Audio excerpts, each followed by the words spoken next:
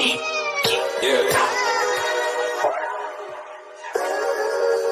We really boxing. Who wanted the battles? Let's see. Oh, we boxing? Yeah, we boxing. I need that belt like it ain't no other option. So we punching and weaving and blocking. Defeat ain't an option. Let them know, shoot a video, put it on BVO. Let them know, every time I punch, it's a heavy blow. BVO, bound to hit like bricks cause it was set in stone. Let them know, I ain't getting body, but I'ma hit this flow. Yeah, way more than a show, this is BVO. This how it's finna go. I'ma throw some jabs, make them think my punch is weaker than I hook his ass. This the ring, not the kitchen, but I'ma cook his ass. Me and him, that's the pro versus the rookie class. All my life I had to fight, but I still love it. Me and BVO got moves that you can't steal from us. And these haters be throwing shots, but I don't feel nothing. I ain't gonna lie, shit, they alright, but we a little rough. We're stepping for the title and facial rival. This ain't no little tussle. Bet I be no bird, being chicken to get your feathers ruffled. Footwork, I'm dancing around my opponent like the Cupid shuffle. Good work, bodies hit the flow, they can't move a muscle. The upside is we ain't in the streets shooting and shooting up. Catch me in the ring, sticking, moving and suited up. I know everybody can eat, but I ain't full enough. Oh, you said it's smoking some beef? I guess I'm pulling up. Oh, we boxing? Yeah, we boxing. I need that belt like it ain't no other option. So we punching and weaving and blocking. Defeat ain't an option. Let them know, shoot a video, put it on BVO. Let them know, every time I punch, it's a heavy blow. BVO, bound to hit like bricks cause it was set in stone. Let them know, I ain't getting body, but I'ma hit this flow. Yeah, way more than a show. This is BVO. Yo, what's up? It's your boy BVO Boxing, man. And I got my brother in the house, man. My man, Mr. CDK, man, the king of the interviews. And of course, I got my other guy, man, one of the biggest haters on YouTube who said Ryan Garcia couldn't do it. He didn't realize that God was with Ryan Garcia that night. But nobody other than my man, the Puerto Rican Prince, D Free. What's going on, y'all? How y'all feeling? What's good? What's good? What's great? I'm good. Hey, man, we got to talk about the news. Reported news is still not official, but reported news is Ryan did 1.5 million views by himself. Salute to King Ryan, man, single-handedly saving boxing, man. I mean, I think we can't say enough about him, man. Oh, I just looked it up. After I got off watching your live, so I don't know what the report said. I really truly hope they did do 1.5, but I just seen 200 to 215,000 was a real number. But I'm hoping they did do 1.5 because it would look great for Devin too. You know, I mean, well, Devin was along for the ride. I give him credit. He's along for the ride. But so anything, I mean, you think about it, it look good for him. Because that lets you know that he had to be. He was a part of promotion. He played a big part in it. So I would be hoping for a great number like that. But from what I'm hearing though right now, I'm hearing 200 to 215,000. Now, if that's true, that means the Tank only had to take his robe off to get to catch that number. No, I'm gonna tell y'all. I don't mean to burst y'all bubble, but the 1.5 came from Oscar De La Hoya before the fight was even done. Yeah, I know. Before they even did the fight, he said he believed it's going to do 1.5, and people ran with the 1.5. They didn't do 1.5. There's no reports of it being 1.5. They said it would be best suited at 1.5. That's what they opened as 1.5. There's no numbers saying that they did 1.5. And I mean, truth be told, Dazn never publicize their numbers at all. They don't give up their private industry, so they don't have to give their numbers out. So when people say they did 1.5, all you got to do is just go look at all of the videos they did leading up to the fight. Every press conference, every video, the face off they did. None of those platforms did 1 million views. So for you to say that they went out and paid 1.5 for something that didn't do 1 million views for free is ridiculous. And then when you go look at the only thing that hit over 1 million, was the highlight reel. They did 10 million. So for something to do a highlight reel to do 10 million, that means people heard that the fight was good and they went back to go see the highlight because they didn't see the actual fight. So no, it's I mean all of the facts doesn't show that it did 1.5. Well, you know, I gotta I say mean, this real quick before you at the go, end of the day, CK. at the end of the day, and salute to everybody in the panel. We Salute, don't bro. know. We're not gonna know until, or matter of fact, even if a trusted source does come out with a number, it's probably gonna be criticized. It's probably gonna be said it's a lie. It's gonna be questioned. We don't know, and we never gonna know unless Oscar De La Hoya or somebody that's real close to that. I think the only time I ever seen like an official count of the pay-per-views was when Conor McGregor, he actually took a picture of the paper and it showed that the exact number, like 1,200,000 something. So that's the only way we're gonna actually know the official number. Other than that, I don't even see, like, I don't even feel like it's nothing we should conversate on until we get it from a good source. Well, you a hater, reason, Mark. You a hater. You a hater, reason, Mark Dan. That's why we the came. reason why you saw those numbers for the Conor McGregor is because it was from Showtime. Showtime is an American-based platform. No. This was for the third Dustin Poirier fight. So this was an ESPN. Yeah, you talking about UFC. UFC Oh, publishes. UFC always pretty much give out their numbers. They pretty much always give out their numbers because they want to show. It's the same as Boxing Free. I'm not talking about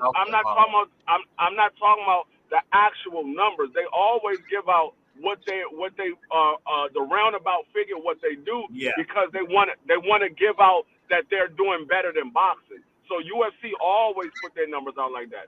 They always do that because they want to show that they're doing better than boxing. They want to say they're taking over boxing. So that's why you see UFC show their numbers way more than you see boxing actually show their numbers. And like I said, with DAZN, being though DAZN is a overseas private industry, they don't ever have to show their numbers because they don't have to report to nobody. So you would never, unless the owner of DAZN comes out and say, look, this is the actual numbers that we have on our book that we did for these fights. Unless they come out and do that, you would never know what DAZN do because they're a private industry overseas. They don't have to prove their numbers. That's why they come out and say that Anthony Joshua did 1 million pay-per-view buys, but they don't show the numbers. They say this person did a million pay-per-view buys, but he's not a big. They say a lot of people do a lot of great numbers overseas because they don't have to prove their numbers. Well, the thing is, you got to remember this. Before I let my man Crush and CDK go, I got to say this, man. Marky Dan's a hater. Ryan did something that they said he couldn't do. He had Jesus Christ on his side. Absolutely. And went in there and beat Devin to death. And you know what? I'll just say this, man. It was great. I think boxing won. And I want to send a big shout out to my man, Devin Haney, the new Mildred Taylor. He'll never be the same. I like the fact that Bill Haney was so arrogant. He let his son get beat to death. I mean, Devin really should have went to bed that night. But I'm a hater. Hold on. Let me finish. I didn't interrupt you. I know you want to interrupt me. I'm just making a quick comment. Hold on. Let me finish. Then you can make all the comments you want. What I'm saying is this. I think it's funny that Bill Haney was so arrogant to let his son get beat to death like that. And I tell you what, Devin is never going to be the same. My man CDK, said it best, man. You can't take that kind of punishment, man, and be the same. My bad. Go ahead. I don't know if he's never going to be the same. It's hard for you to say that if he has a fault. Yeah, actually, I do need to come up here. And first off, I got to give Ryan his credit because I said he would get beat to death. Like I was saying all the way to the lead up. I thought Devin was going to put pause on him, but I was wrong. Dev went in there and got whooped. It is what it is. Now, you sitting up here saying that the young man can never be the same, which we don't know that. You sitting up here saying, I don't know. You just say a lot of shit about Devin Haney. I can't even keep up with it, BVO. But at the end of the day, I am a hater of Ryan Garcia. But you just hate the niggas in general. You hate the black. Whoa. Yeah. Hold on. Hey, hold on.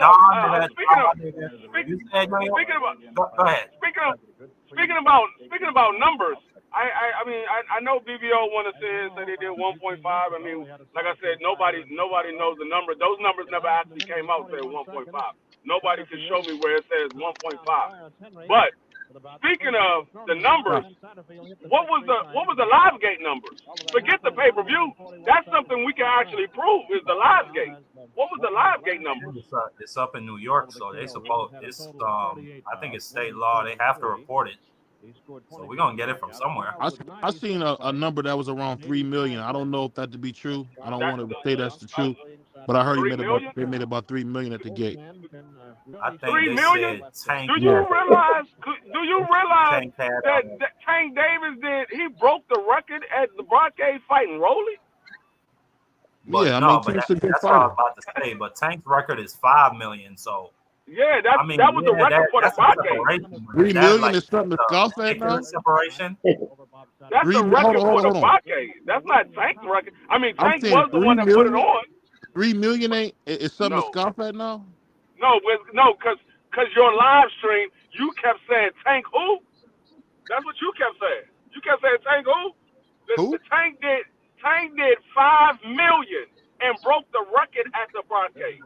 And you said you saw something like 3 million? So how is Devin fight with Ryan Garcia bigger when Ryan and Tank did 22 million at the live gate and they did 1.2 pay-per-view? How was that fight bigger? Let me ask you, Crush. What you think, Crush and CDK? Crush and CDK, I want to get y'all in here. Go ahead, Crush. Go ahead. What you were saying? What you asking, BVO? Salute to the panel. Salute to the land, man. What's up, fam? Man, we got you on here for a reason. You the OG, man. Mr. Coffee and Donuts. We missed the show, but what you think about all this, man? We know that Ryan is the king of boxing now. What happens next? Well, I'm gonna tell you what happened next. Is what I'm about to say. Ryan ain't no damn king of boxing. Let me just start off like that. You know, just like Elvis was originally the king of rock and roll. You see what I'm saying? So let me go on from there. Now, what happens next is that the first thing Ryan need to do is start doing all this goddamn clout chasing. Now, he a little head over heels. I know he's riding off of success.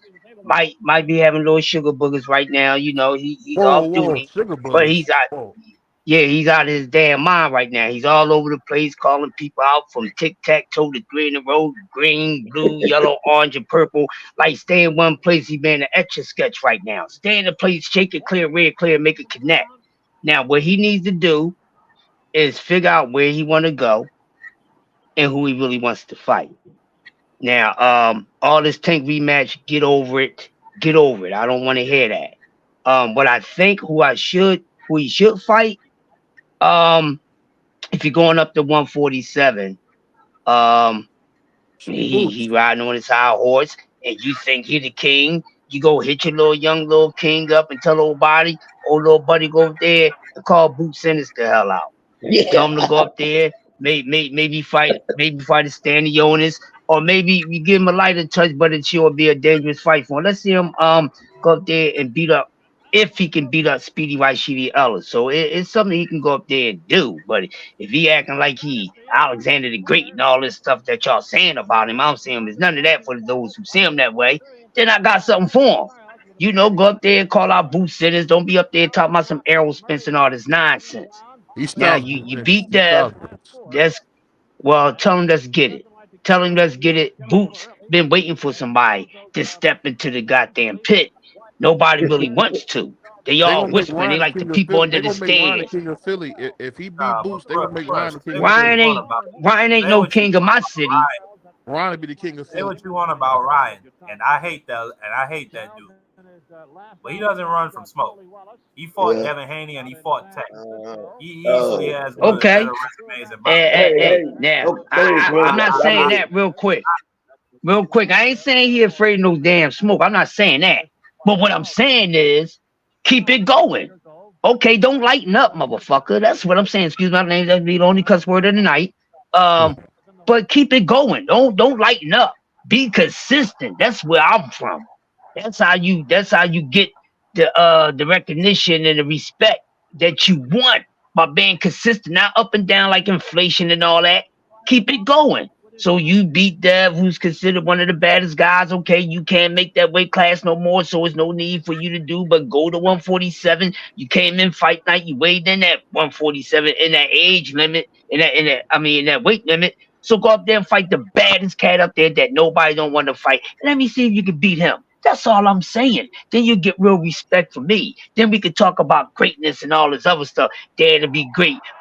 Ain't afraid of no smoke. See, you ain't got to wait for the smoke to come to you. Sometimes you go to the smoke. When you see smokes block away or down the street, sometimes you going to see what that smoke is about. So the smoke ain't got to gravitate to you. You can go to that smoke. You can walk right up in that burning Salute, building Bentley. and see what you can do. So tell him to take his behind, stay at 147, and call out Boots Ennis. I'm pretty sure Boots will give him everything that he don't want. And that's my take on it. I digress. Hey, I'll BBO, say this let real me quick. ask Hold you a on. question. Let me. Ryan should be a fireman. All the smoke he take. Ryan should be a doggone fireman. Go ahead. Yeah. BBO, let me ask you a question. Go ahead, CDK. Go ahead. Oh, okay, I was gonna let you get it in. 'Cause I was thinking though, but I'm gonna say this real quick. Listen, I think Market Day, you said Ryan Garcia don't run for no smoke. I agree from you, but that ain't no smoke up there with Boots Henderson. That's a fire, and he ain't gonna go nowhere near that fire. I don't care what nobody say. If he go anywhere near Boots Henderson, man, it might be a real murder charge in that ring. There's levels to it, man. Boots Henderson something different. I don't even want to see that fight. I told BVO, I said, man, it ain't nothing against Ryan. I just don't want to see that fight because I can see the outcome and I know what's gonna happen. It's gonna be a real beat to death. Y'all gonna hear BBO, man. BBO gonna have his rope trying to hang himself and everything else when Ryan Garcia take that beating. It's gonna be a real beat. Hey, another thing. Like I said, I don't know about the numbers. I don't care about the pay-per-view numbers and all that. Really, I hope he did well. You know what I'm saying, for Devin and Ryan's sake. But he's not the king of boxing just yet. Like you said, Ryan Garcia got more work to do. Uh, and we don't know where he's gonna wind up at. I definitely know he needs to fight at 147. I also hope that whoever he fights next, he don't try to pull another I'll fight you at 140 and then ends up at 143 situation. I just want to see a fair fight all the way down the middle. Everybody know where they coming into the ring at. Both people making weight and everything will be all right with me. And I'll give him full credit for whatever he do. You know what I'm saying? That's how I feel. Go ahead, D. Okay. Go ahead. I'm gonna ask BBO a question. Can Ryan make 140? I think Ryan says going to 147. Yeah. And, you know, I think the thing that's so funny about it is salute to my man Crush, because he's a genius, man.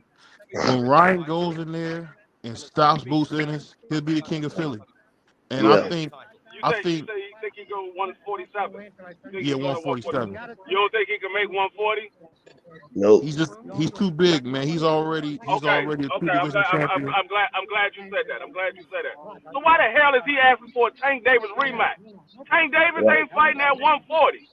Well, what, He ain't fighting at 140. Tank should meet him at 144. Why? Tank shouldn't meet him nowhere. Why? He ain't fighting at 140. He Tank fought at is going to 140 fight with before. Tank. Listen what I am saying. I don't care what he did in the past. I'm Oh, telling you you what don't care Tank what he said. did? Oh. I don't care what he did in the past. I'm calling about what Tank said. I'm a 135-pound fighter. You want to fight me, come to my weight class. So if you can't make 140, if you too big for 140, why are you calling out Tank Davis? You say you don't want to get a rematch to Devin Haney because you can't make 140. Why are you calling out Tank Davis? You know Tank ain't going to go to 140. He definitely ain't going to 147. So why are I you heard calling for a Tank said he rematch would with go to Tank? 147 for Connor Ben. Did you not hear what He I was said? trolling, man. Did you not hear what I said? Yeah. I'm asking you I heard the to man say, you gonna fight me, you gonna come to my weight class. You gonna fight me, you gonna come to my weight class. Ryan Garcia don't pull no cards with Tank Davis. You gonna fight He's Tank bigger Davis than where he Tank wants Davis to. now. No, he's not. Get out of here, Okay. baby. He ain't bigger than no Tank. Two You straight believe? million Get out of two here. straight million pay-per-views? Oh, y'all All right, niggas nuts? you 2 BVO. in a row. Show me where he did a million. Show me where he did a million pay-per-views on Devin Haney. I don't have the proof. Exactly. That's what they say. So shut that shit up. Shut that shit up. You can't prove it. Shut that shit up. So what I'm saying is, he did a million. He did a million. He did 1.2 with Tank Davis, somebody who made him quit. And you telling me that shit for sure, bro. I don't like that shit. BVO. He did a million point. He did a million point. Hold up, let me finish. Let me finish. He did a million point too with Tank. Somebody who made him quit. You telling me he's the A side over him? No, it ain't happening. It ain't happening. Hey, Free, what that nigga do, Free? Let me say this to Free, then I'm gonna open the pen back up. I'm sorry, me and Free always got to do this, but I got it cooking. It's up to me to do it. I just say this: at the end of the day, Tank Davis is not the same fighter as Ryan. Ryan fights anybody like Oscar De La Hoya. Ryan is the true definition of a warrior. He's gonna go in there. He's open to fight Boots Ennis. Everybody's scared of him. Errol's scared of him. No, he's not. No, he's not. Let me finish.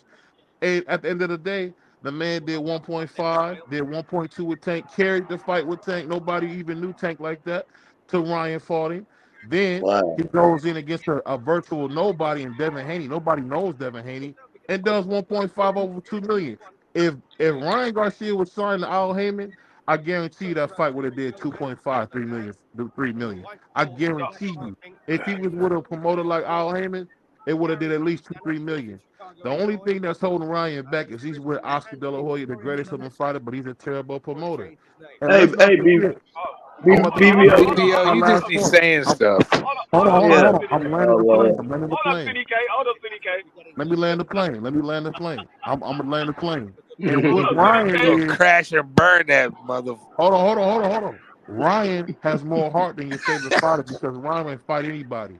He fights anybody. Bring all the niggas you want. He knocking them all out. And he did it for the culture. Shout out to Ryan Garcia for doing it for the culture, man. All right. Hold on. That was your cook. Nigga, that's like holding up a match to an inferno, nigga. That shit ain't got no flame to it. No, you talking about what you believe he did. You ain't got no proof saying he did 1.5 at all. You can't show me no proof that he did 1.5. So with you can cast. Hold on, Free. Who did he do 1.5 with? With Devin? He's saying he did 1.5 with Devin. I mean, Ryan Garcia said some shit like that, though. I don't know if that's what it really was, but I know Ryan Garcia said something crazy like that. No. I don't care what y'all believe, what y'all assume. I'm going by the facts. The facts. All that other shit don't hold no water over here. I don't care Free in his bag what right you believe now. or what y'all assume. I'm going by the facts. The facts are Tank Davis and Ryan did 1.2. The facts are Tank made that man quit. What you assume is 1.5. What you assume is 1.5. Who said? Where's that number coming from, though? Where's 1.5 coming from? Who said that? From BVO Oscar De La Hoya. From Oscar De La Hoya before the fight was even done. Oscar De La Hoya said that before the fight. Before the fight, not after the fight. That was before the fight. CDK, let me ask you this. You're pretty fair, brother. So after seeing Ryan dominate and beat Devin to death, I'm just wondering what's next, man. Is he going to go in there with Boots Ennis and stop Boots and beat Boots to death in front of the world? What do you think? No, he's not. Well, you know better than that. And I ain't gonna even do Boots like that and play with Boots' name because Ryan Garcia did it when he was asked by Eddie Hearn when he said, "Who you got for me?" I beat this person. He beat Luke Campbell. He beat Devin Haney. He said, "Who else you got?" He said, "Boots." And he said Ryan Garcia daddy didn't know what to say, but he didn't say anything like we want that fight. We know what Boots is, man, and we know what Ryan is. I hope he takes on, like I said, he's moving to 147. He can't make 140. Maybe Mario Barrios will be a good fight for him. Fan-friendly fight. He might be able to come out victorious. But that's as far as right now, that's all I want to see from him. It's levels to it. Mario Barrio already said, I would love that fight.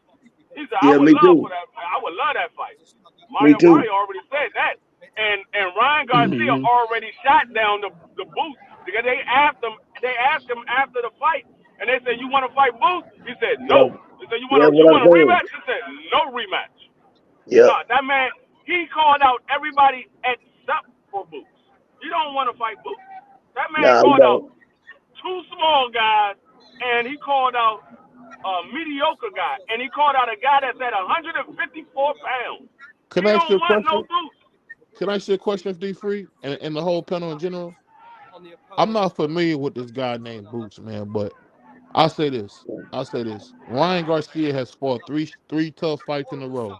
Tank Davis, Oscar DeLorme, and then he went in there with Devin Haney. 3 tough fights in a row. Can I ask you guys a question? How come the Spanish fighters, Ryan, Tio, are the only ones out here really, really fighting the tough fights, Marky Dan? Please tell me. Why the Spanish kids only want to fight in the tough fights? I give Marky him. Dan, what you think? I give him 2 tough fights. You talking about 3? Hold on, let Marky Dan go real quick, Free. Fights, I think. I know you're gonna let Marky go. Fighters type, but fight tough fights. Asians. I don't know why you generalizing it just to Latinos. All guys fight tough fights. I don't know what you're trying to do with that BVO. I forgot Marky Dan is Wakandan, y'all. I'm sorry, but I don't know. What do you think? What does that mean? A Wakandan? What does that mean? It's a you know what? BVO been watching too many monkeys on YouTube. No, it's another one. And it's only one monkey. One monkey man running around talking about Wakandas. BVO just got a whole lot of words to call you a nigga without saying it. You said what? Oh man. Hey, yo, you sound like the boy Remy off of Higher Learning when you said that. It's only one. Him, rats, all types of shit. BVO got for black. You know what's BVO, funny, BVO, I'm disappointed in you. Like Devin you running around. Hold on, BVO. You running around here talking about Wakandas. Don't. You've been listening to monkeys swinging around in trees. You know, don't bring that. I don't like that word on this channel. I know it's your channel, but I don't like that word on here. Don't call black people monkeys. That's wrong. No. I didn't call black people a monkey. I said there's a monkey man swinging around trees talking about Wakanda nights and all that shit on YouTube. And I don't want you to use that language on this channel. That's it. Yeah. I feel them. Hey, CDK, you with me? Yeah, cause that'd be like, hey, that'd be like me calling. Hey, that'd be like me calling BVO Spanconda. Like you're Span, you know what I'm saying? Like, you know, making up a word. BVO's a Spancondan. You know what I'm saying? Man, cause we know you love the Spanish fighters. You know what I'm saying? I'm trying to figure out where BVO get 3 tough fights. That man had 2 tough fights. This man, 2 tough BVO fights. He said 3 tough fights. BVO didn't even know who Oscar Duarte was. He still don't. He still don't know who he is. Hey, he didn't know who that man was. I told him who Oscar Duarte was. I told him because I watched Oscar Duarte. That man was a 135-pound fighter. Oh my God! Ryan Garcia brought up to 140, and couldn't make 140, and made him fight at 143. That man was a 135-pound fighter. His fight right before Ryan was at 135 pounds. Hey, Free. We're gonna fight at 140, and then Ryan Ryan couldn't make 140. He said, "No, we're gonna make it 143." Is it true that Ryan Garcia was 180 pounds on fight night? Is that true? I don't know. That's the word. I can't give you the definite on that. Big, bro. I can't give you the definite on that. I didn't see no scale. That from what I heard, people estimating that he weighed 180 pounds. I don't believe that. I just don't believe that. He didn't look. I'm not gonna say that that's unbelievable. They said they believe that he weighed at 180. They say he looked like he was 180. Nobody got the definite, but I'm not gonna say that's unbelievable that he weighed 180. That could be all bad. I don't even want to talk about Ryan Garcia no more. It's a fight coming up that I'm really interested in, and I just want to get y'all opinion on it because I didn't hear enough about Ryan Garcia. You know what I'm saying from BVO. Man, what do y'all think about Virgil Ortiz, man, and Tim Tszyu, man? Now hold on. You talking about people taking hard fight after hard fight? What about Tim Tszyu? Is that real though, CDK? Is that fight signed and sealed? Hey, it's pretty real. It's pretty real. It's pretty real from what I heard today. It all depends. It all depends on if Virgil get past his fight tomorrow. That's what it depends on. Who is he Can I ask y'all fighting? this real quick? Let me ask y'all this real quick. I don't Well, understand I want to comment why on my this man too. Prize get on here calling black people monkeys, man. I think that's very offensive. Hold on. All right, see, That's I crazy. don't want to see you trying to make me crash out right now, and I'm not No, gonna no, crash no. out. I want I you to know. I said want you to know that we're not monkeys, man. I want you to know that us I black didn't people are not say that monkeys. black people are monkeys. I said that there was a monkey swinging around a tree, running around talking about Wakandas. I didn't say nothing about black people. I said there's a monkey man, and I don't know why you want me to keep going back and going over and over and over again. You know how I feel, and I'm not gonna say nothing. I agree with one thing you said. I agree with one thing you said. Ryan is the face of boxing right now. I never said none of that shit, Oh but my God, it's Ryan. I said there's. You You keep wanting to sound go about as back, bad as the trying to Devin make it. Haney Hold on, coach. free. Hold up, because he trying to make it like prize fighter out here saying, "Oh, black people are monkeys." I didn't say black people are monkeys. I love black people.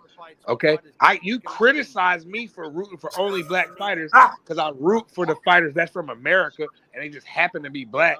You say that I'm biased. Now you trying to say that I said Man, black people are Prize, monkeys. fuck this nigga Hold on, real quick. Let me finish. Come on. I didn't say that black people are monkeys. I said there was a monkey swinging from a tree. That's one monkey. Hey, All right, man. Enough with the monkey talk. I'm tired of hearing the word monkey. Let's just move on from that shit. Yeah, right. Hey, Crush. You I motherfuckers ain't are fighting going on the bananas word because right now, that's what it and is. starting to just leave that shit alone. Shit, we I'm gotta Yeah. talk trying to figure out boxing, goddamn. why everybody want to give somebody a goddamn title. Right. Why y'all always trying to give somebody a title? First they want to give Tank Davis face of boxing. Then they said Devin Haney face of boxing. Now BVO want to say Ryan face of boxing. Why y'all always trying to give these fighters a title? Ain't none of these Not, niggas the face of boxing. None of them. not hold us. on, hold on, Say Not it hold us. on. again, D Free. Say Marcus, it go Not again, us, D ahead. bro. Free. Be free. That's how Go ahead. None Muhammad of Ali them. started. He was the greatest before he even won the motherfucking title. That's how he got that shit started and rolling. Then everybody started saying he's the greatest. So now you're gonna have one or two or a couple of different channels saying Tank or Dev is the face of boxing. Eventually they're Yeah. gonna get in them big fights. They're gonna show out, and that shit is gonna have more credibility to it. But right now, Yeah. that Devin Haney is the face of boxing shit. That's just some bullshit. No, Ryan Garcia is the face of boxing. That's some bullshit too. Tank has the most credibility because, like you said, he Yeah. beat Ryan to death, made him quit on a 1.2 million pay-per-view buy card. So yeah, I'd say he's the guy right now. Of Yeah. those three. I don't. I y'all would do say realize, this. I y'all would do say this. realize Muhammad Ali Prize got is shown. Go ahead. No. Muhammad Let him Ali finish about me. Muhammad Ali got named the face of boxing because of what he did in the ring and what Hey, he Free. stood and what he stood for. Hey, That's how Free. he got named the face of boxing. No, it's Free. not. Hey, Free. No. Free. That's not what Can I I tell said. y'all something? Can I say something My right bad. quick about the face of boxing? The Go ahead. face Go of ahead, boxing. CDK. Listen, I don't have a problem with people calling someone the face of boxing, but I always feel like this, and I'm gonna stand on it. You can't call yourself the face of boxing. The fans decide who's the face of boxing because we the ones that buy the fight, put the butts in the seats and all that at the end of the day. So, you know, we know Ryan Garcia is not the face of boxing right now. We know Devin Haney is not the face of boxing. I'm just gonna say this right here. Canelo's still around, Canelo's still selling and doing great. And until I start seeing consistent numbers from Tank, but Tank's right there on the verge of it, I'm gonna keep saying Canelo to me right now is the man, you know what I'm saying, in boxing. That's how I feel, you know what I'm saying? Now I could be wrong, but we'll see. I kind of agree with you, That's a good CDK. point. Go ahead. Nah, Crush, go ahead and Prize. jump in. No, it's all good. Crush, go ahead and jump in. I was just agreeing with CDK. Like Canelo, much as I hate him, he does Yeah, numbers don't lie, and it is what it is. Right now, right. nobody's outdoing him. Until then, I'm with CDK on that one. Yeah, I agree. I agree. Real quick, I agree with CDK. And Tank is the closest, to him. He's like the unofficially claimed one. You see what I'm Yep. saying? And it makes sense. Nobody else is coming close under Tank. You see what I'm saying? We don't know how Earl and Bud numbers going to do whenever they get in the ring, but Bud got a nice fight. That's a nice card. But they not the subject right now. But that should do pretty good. Yeah. But yeah, it's like that. Nobody's topping Canelo, man. So right now, Canelo is the official face of boxing, no matter how you look at it. Even if you feel as though your favorite fighter to you is the face of boxing. Yes, because you feel that way. But that doesn't mean everybody's going to agree with you. So the official face of boxing, hands down, is Canelo Alvarez. Everybody can get the fuck out their feelings and stop saying, well, this guy, because you got this dude balls in your mouth. Because I got his balls in my mouth, he's the face of boxing. Get on up out of here. His numbers ain't topping the face of boxing, so get up on out of here. All these Carl Thomas ass dudes. Hold up real quick, D Free. All these Carl Thomas ass dudes and talk about they Teflon. Man, they all soft. Cause I see it in them. They all soft talking about they the hardest. Go ahead, D Free. Go ahead, No, I'm gonna say I agree with all of y'all. The only thing is, I don't think none of them are the face of boxing. Now, if you want to say active boxer, you can say Canelo Alvarez. I still think to this day, right now, Floyd Mayweather is still the face of boxing because everybody compare. Everybody compare all of these. That's just true, D Free. They compare all of these fighters to Floyd. That's over the head bars right there. Well, we say over this. the head bars. We'll say this: it's Canelo's era. Floyd's not. I'm not gonna give Floyd. He fight exhibition. That's my guy. But I'm saying right now, for what we're seeing, it's Canelo. You know what I'm saying? Floyd is doing the exhibition. I'm not disagreeing with you. I said if you want to say active fighter, then y'all can say. Canelo. Oh yeah, that's what I'm saying. That's what he was saying, and he's saying Floyd overall. Yeah, Floyd. Yeah. I agree. I'm saying Floyd because when you talk about boxing to these casuals, they still talk about Floyd. Yeah, everybody gets compared to Floyd. Everybody get compared to Floyd. You right. So you right about that. If you comparing everybody to Floyd, and you still talk about Floyd to this day in the sport of boxing, that means that is the face of boxing because everybody gets compared to that man. So that man is the face of boxing. Until they start comparing people to somebody else, then Floyd will be the face of boxing right now. Until they start, like, they was the same thing with Michael Jordan. Everybody was comparing everybody to Michael Jordan. Now it's LeBron James because everybody's talking about who's going to be better than LeBron. Nobody. Who's going to take LeBron place? LeBron is the GOAT. Who's going to be the next dude that takes over after LeBron leaves? So now LeBron is, but before LeBron, it was Michael Jordan. Even though Michael Jordan wasn't playing, it was still Michael Jordan. But we're gonna keep it real. They still comparing LeBron to Michael Jordan. Yeah, they're going because that was his goal level to meet Michael Jordan.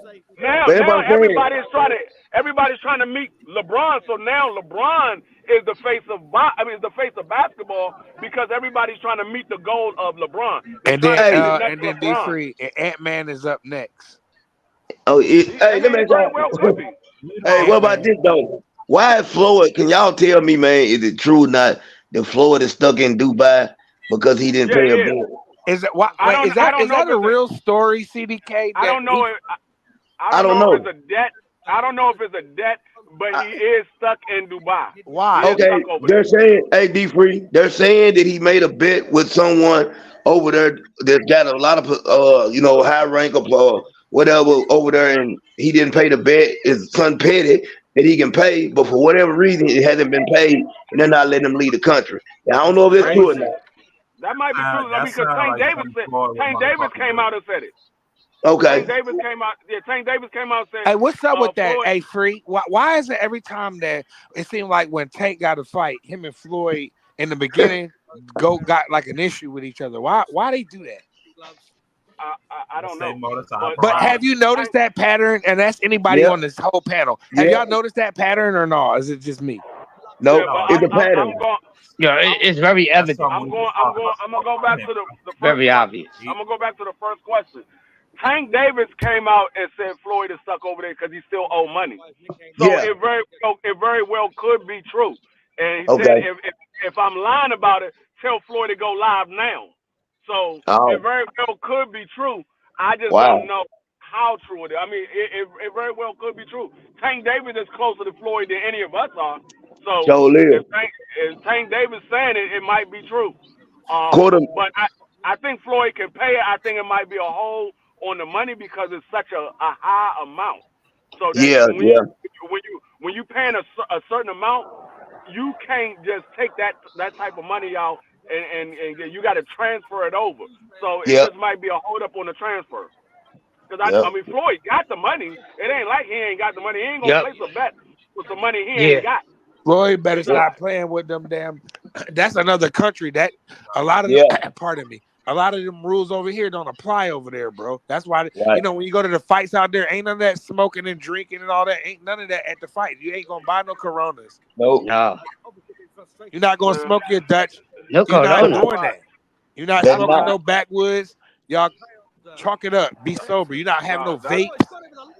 None of that shit flying out there. I talk about those fighters going over there fighting, period, because the Saudi Arabians ain't no allies to the United States.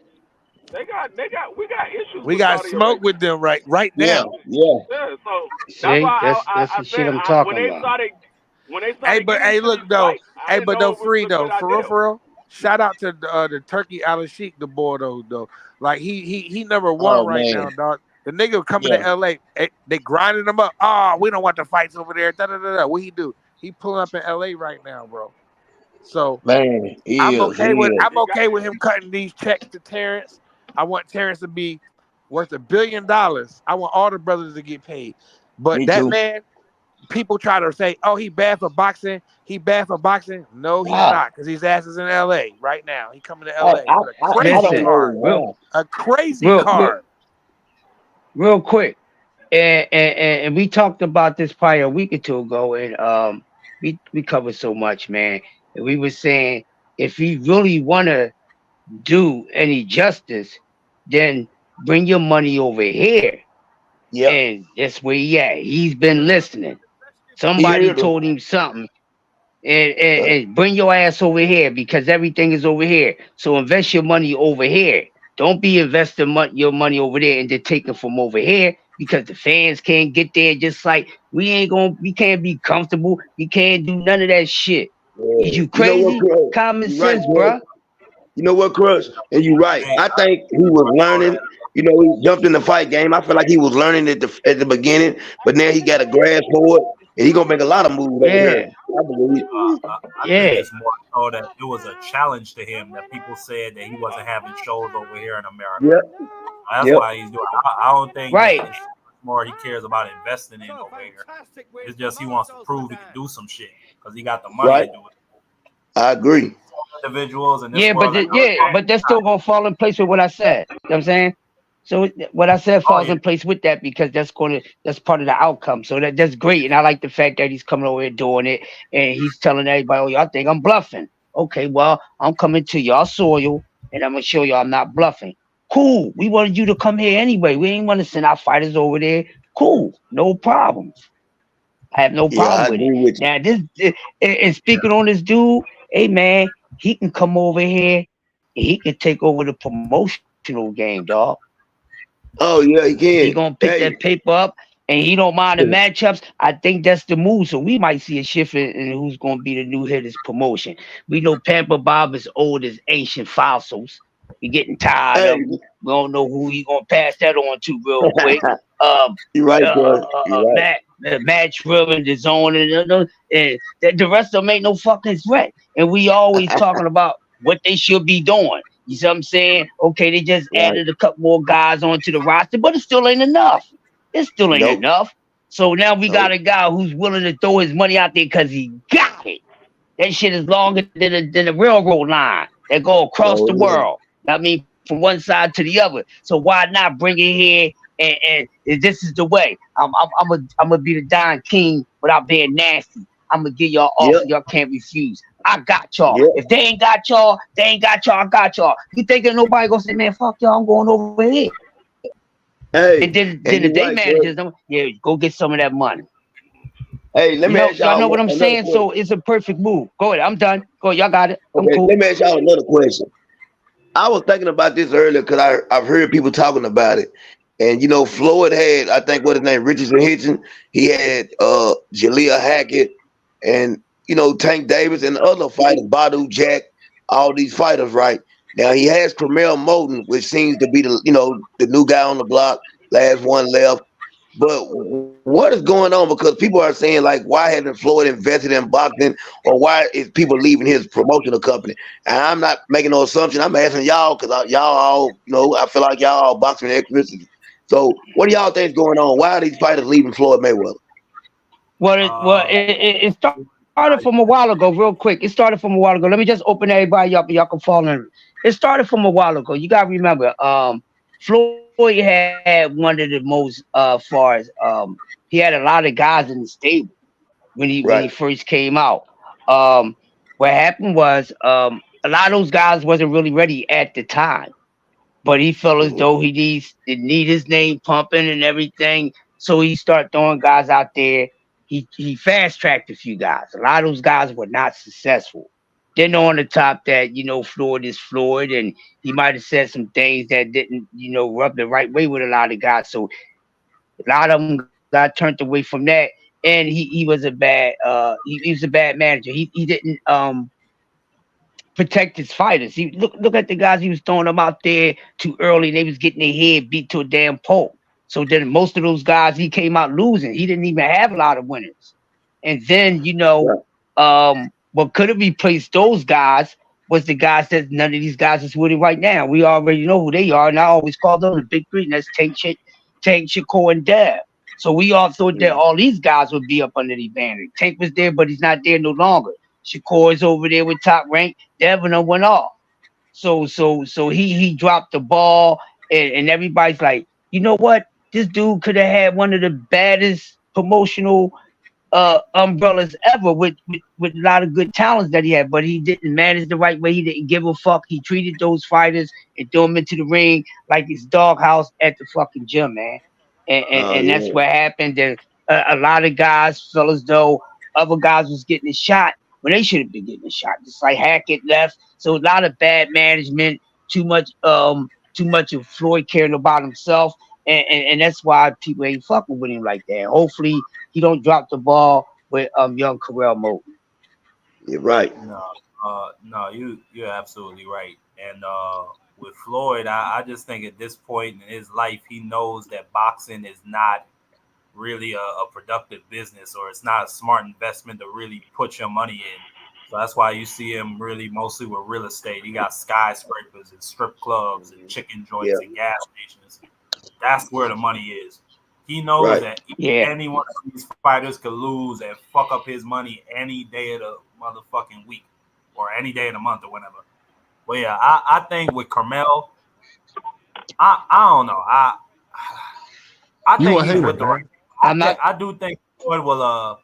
I do think Floyd will make him into a star, just because Cromell is going to be associated with his name. So I think that there is a benefit to him being over there. But no, I don't think Floyd is really that great of a promoter at all. Okay. Hold on. He gave you one of the best fighters in the world. What are you talking about? But we see the best fighters don't make the best promoters. I'm gonna say this. He helped you find one of the best fighters in the world. I mean, people forget. I'm gonna say this. Hold on, let me say this. When you brought Adrian Barner, Go ahead, Free. Okay. Now I'm gonna say this. Floyd is a good promoter. It's just he has certain fighters that he wants to promote.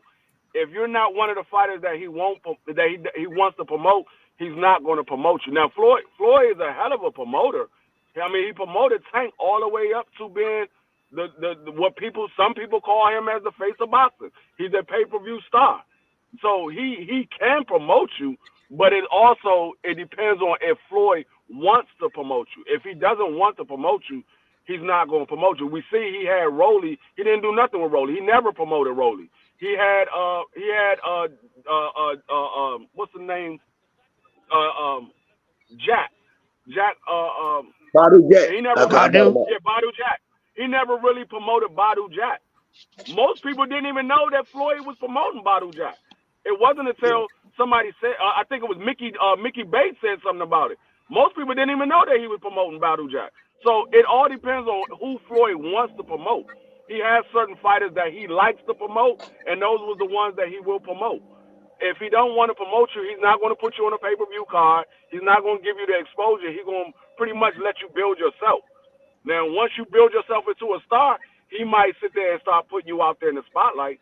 But if you don't like Richardson Hitchens, if you don't put yourself into the spotlight, you're just going to end up moving to another promotional company because he ain't going to give you the exposure that he gave Tank and other fighters that he did it with.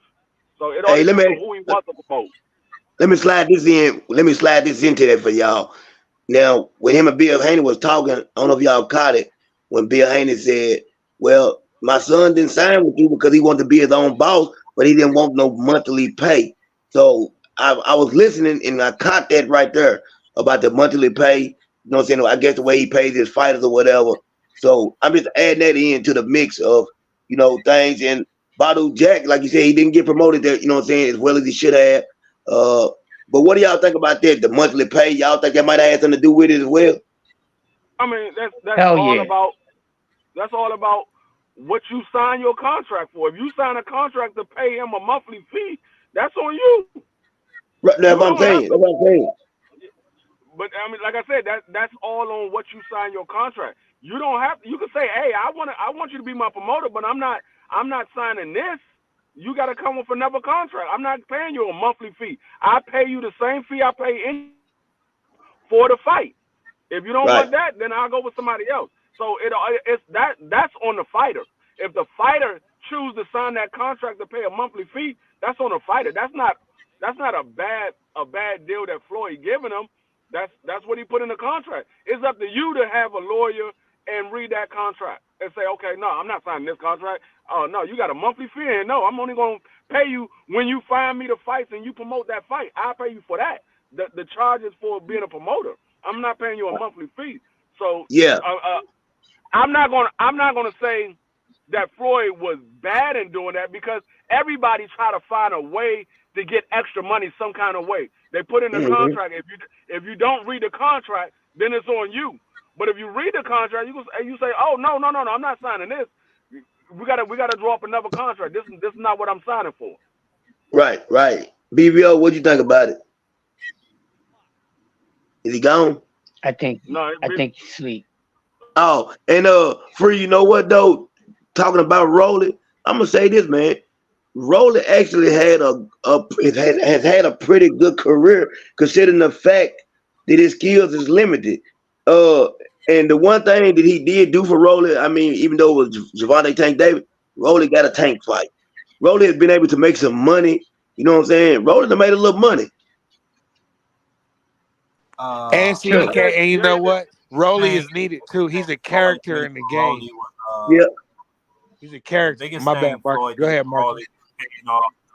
Was paying off boxing officials, was paying off the judges in the Morenius fight, and paying off 3 weeks against old man Barroso. That's the only thing I feel like he really did for him outside of giving him a tank fight. Right, I agree. That's what I said, but he was able, because of that, to make some money. You know what I'm saying? Yeah. I don't know. I just think that Floyd is at the point in his life where he's just trying to enjoy his lifestyle. And he's not trying to get bogged down in no boxing bullshit, especially when fighters might not be making him money. Carmel is somebody that's worth his time at this moment. Yeah. I agree. Well, that's 100. Carmel definitely worth it. I listened to what Floyd said about Carmel, and Floyd said, watching the fight, that he wants Carmel to work on his defense, and that's where he see that his weak, you know, I guess, as far as where his holes in his game is at, Floyd sees it as being his defense. Yeah, we seen it in his last fight. That his defense got a lot of holes. Go ahead. That's all I wanted to say. I don't even think his defense is necessarily his defense has holes. I just think he like to take chances because he got the speed, the reflexes, and the footwork to step back and out. He just don't do it because he want to open himself up so he can knock you the fuck out. That's why I like that kid. Me too. He was training with that dude. I just don't like the Tank comparison. But he just need to be low. Right. Nah, him and Don't I don't fight like it. it either. Don't I hate all that like 2.0 mess, man. Yeah, I don't like that. I think it's too much. I don't think they even fight the same style. And I think that allow him to do what he does. But when you're saying 2.0, that means this guy's a better version of me. And we can't say that right now, that he's a better, you know what I'm saying? That's what 2.0 means to me. 2.0, I mean, you know what I'm saying? I mean, but you know what that is. That's hype. And anytime Yeah, you have any great young athlete, you're gonna have hype behind them, and they're gonna have statements like that. Like they saying Caleb yeah, Williams, the next Patrick Mahomes, and all this other shit. We don't know yeah. that. Go Nope. out in his first game and get his leg broken, and that's the end of it for him. I don't know. Man. I think a lot of that just has to do with the fact that Carmel and Tank. I mean, let's be honest, they look identical. They both light Yeah. skinned, got that short little haircut. They just look alike, bro. They look like they could be cousins or some shit. Yeah, man. They do. I just, I'm sure y'all like me, man. Just, you've been watching boxing and a part of boxing so long, you like for a person to prove itself before you start saying, you know what I'm saying? I Yeah. just feel like that. Hey, like remember, hey CDK, remember they was like, and I was a huge Sugar Shane Mosley fan. You know what I Yeah, mean? And when he fought Vernon and George Foreman just said it. I don't like to call these guys pound for pound nothing. As soon as he said that, Shane got cracked, bro. And I was just like, oh yeah, damn, man. I knew he could beat Oscar. That was his best joint there. But when he got in there with Vernon, somebody that had his number, bro, man, that's what made me love boxing too, bro. One of them fights, the Mosley and Vernon Forrest, them two fights there were some of my favorite fights, bro. but who was beating Mayorga. who? Vernon. My order. So it's just, Mayorga man, came and beat Vernon twice, knocked him out, then beat him in 12. Yeah. My yeah, Orga. And Yeah. Vernon Yep. did what he was not supposed to do. He abandoned his game plan instead of box this guy. No, Vernon tried to get in a firefight. And he paid for it, bro. You know what I'm yep, saying? And I love Vernon. Cause I like Shane and Vernon. And me everybody too. wanted them to rumble. Remember everybody wanted Shane and Vernon to rumble? And I was like, well, I Definitely. like both these niggas, man. Yeah. But Vernon tough. But I said I'm But gonna go with Vernon. Sugar Shane. He was 35-0, 32 knockouts. He was a savage. But Man, Vernon beat him up in the amateurs and he beat him up in the pros. he definitely did, Yeah, man. He definitely did. he's whipping on their ass since they was young Matter of bucks, fact, man. that Shane could Vernon Forrest never Mosley fight, that's one of fuck the with few him. times you're gonna ever see Al Heyman live and in person. You can actually Yep, catch him in the ring. He's hugging Vernon Forrest, Yep. and you can see it's a lot of love he got for him. Yeah, Vernon was a good guy. You know what I mean? He'd give back to his community. I hate that he's not here right now because the Viper he was one of my guys, man. Him, Sugar Shane, and them fights back in them days, man. And man. I wanted Vernon and Winky to get in there, when Vernon move up, but he had Sugar Shane number, bro. And you know what I'm saying, man? That's when fights was good because Shane ain't duck. You know what I'm saying? Everybody was like, Shane, all right, Vernon beat your ass in the amateurs. Here he Yeah, is. And Shane was like, well, where the smoke at? And Shane went yeah, to that's why I love Sugar Shane. He went to the smoke. And we won't yeah. see that no more. Y'all know that. So I'm Hey, trying to adapt, you're right. but we won't see that with them boys when Shane ran to the smoke with Winky. Shane had no business in the ring with Winky. He was too big. And Shane went Yeah, in there 2 times with Winky. You know what I mean? yeah, He's a yeah, savage. yeah. That's savage. Yeah, Shane Mosley was special, man, in my opinion. And you know what's crazy? I was at work today, y'all, and a Mexican guy came up to me. He said he watched my channel, but he told me this. He asked me a question today, and I've never thought about this.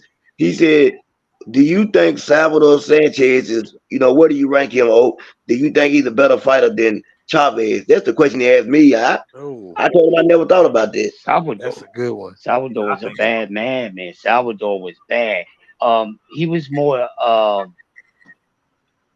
think he was definitely more technical. Uh, Yeah, than than Chavez. He was mean, man. I mean, I never even thought about it.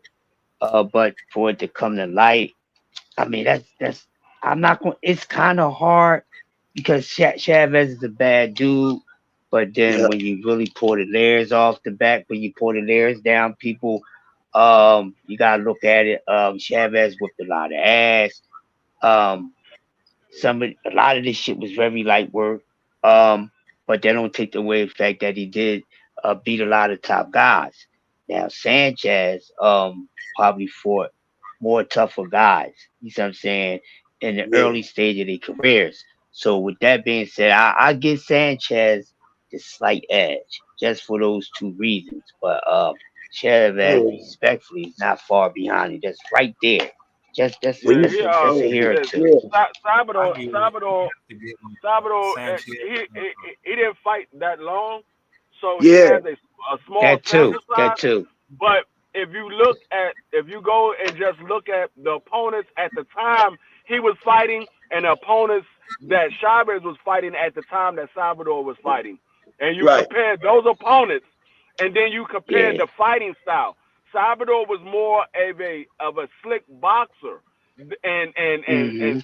Caesar was more of a come at you a brawler. He will come at you. So Salvador was more athletic, but And more like I said, technical. more technical. It was a smaller sample size, so it's really hard to compare the two because they're two different style of fighting, and Right. it's too small of a sample size for Salvador. We don't know what he would have did in the duration of his career because he was cut down so early. Yep. And That's then what I told we look dude. at we look at Caesar. He went 91, 93 and 0 before he took his first loss. Right. So it's Mm-hmm. kind of hard. Most people are going to say Caesar was the best fighter because he was undefeated for so long, and you can't deny that.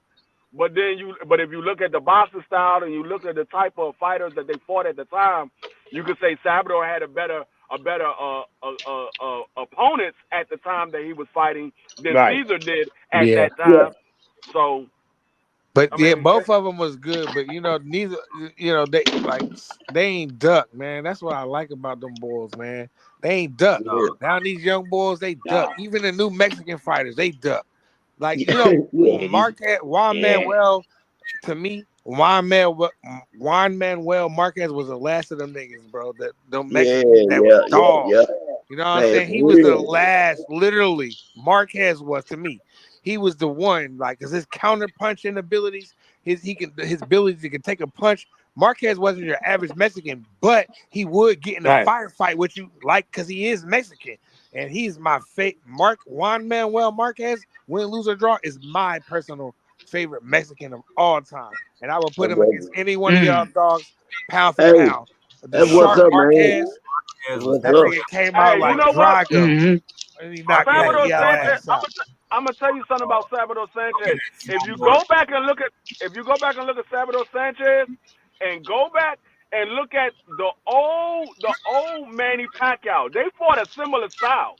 The old Okay. Manny Pacquiao at the smaller weight and Salvador Sanchez, they fought a similar style. It was like that bouncing. They would jump in there and lay a couple of combinations and jump back out. They fought a similar style. I would have loved to see Salvador Sanchez and Manny Pacquiao fight back in the day. What about? Hey, what was Salvador Sanchez weight class? Be free because Salvador was much more accurate with his shit. Manny was just Think for going that in there, middleweight. top in and throw a lot of volume with his shit. But I can see what you're saying. That'd be a great fight. Yeah, he was small. Athletes. He was small when he came in. Yeah. Okay. Then I was wondering. I was just thinking, could he have ever faced Aaron Pryor? Why? No. Can y'all hear me? Never fought each other. Yeah, we can hear you. We can hear you, but you kind of low. Oh yeah. Yeah. Hold on, let me turn my shit up. But no, I was just trying to say, Salvador Sanchez. Another reason I think that, to me, he's the fucking GOAT because at the age of 24 years old, he'd already fought Danny Little Red Lopez. What's the boy's name? He came from 122.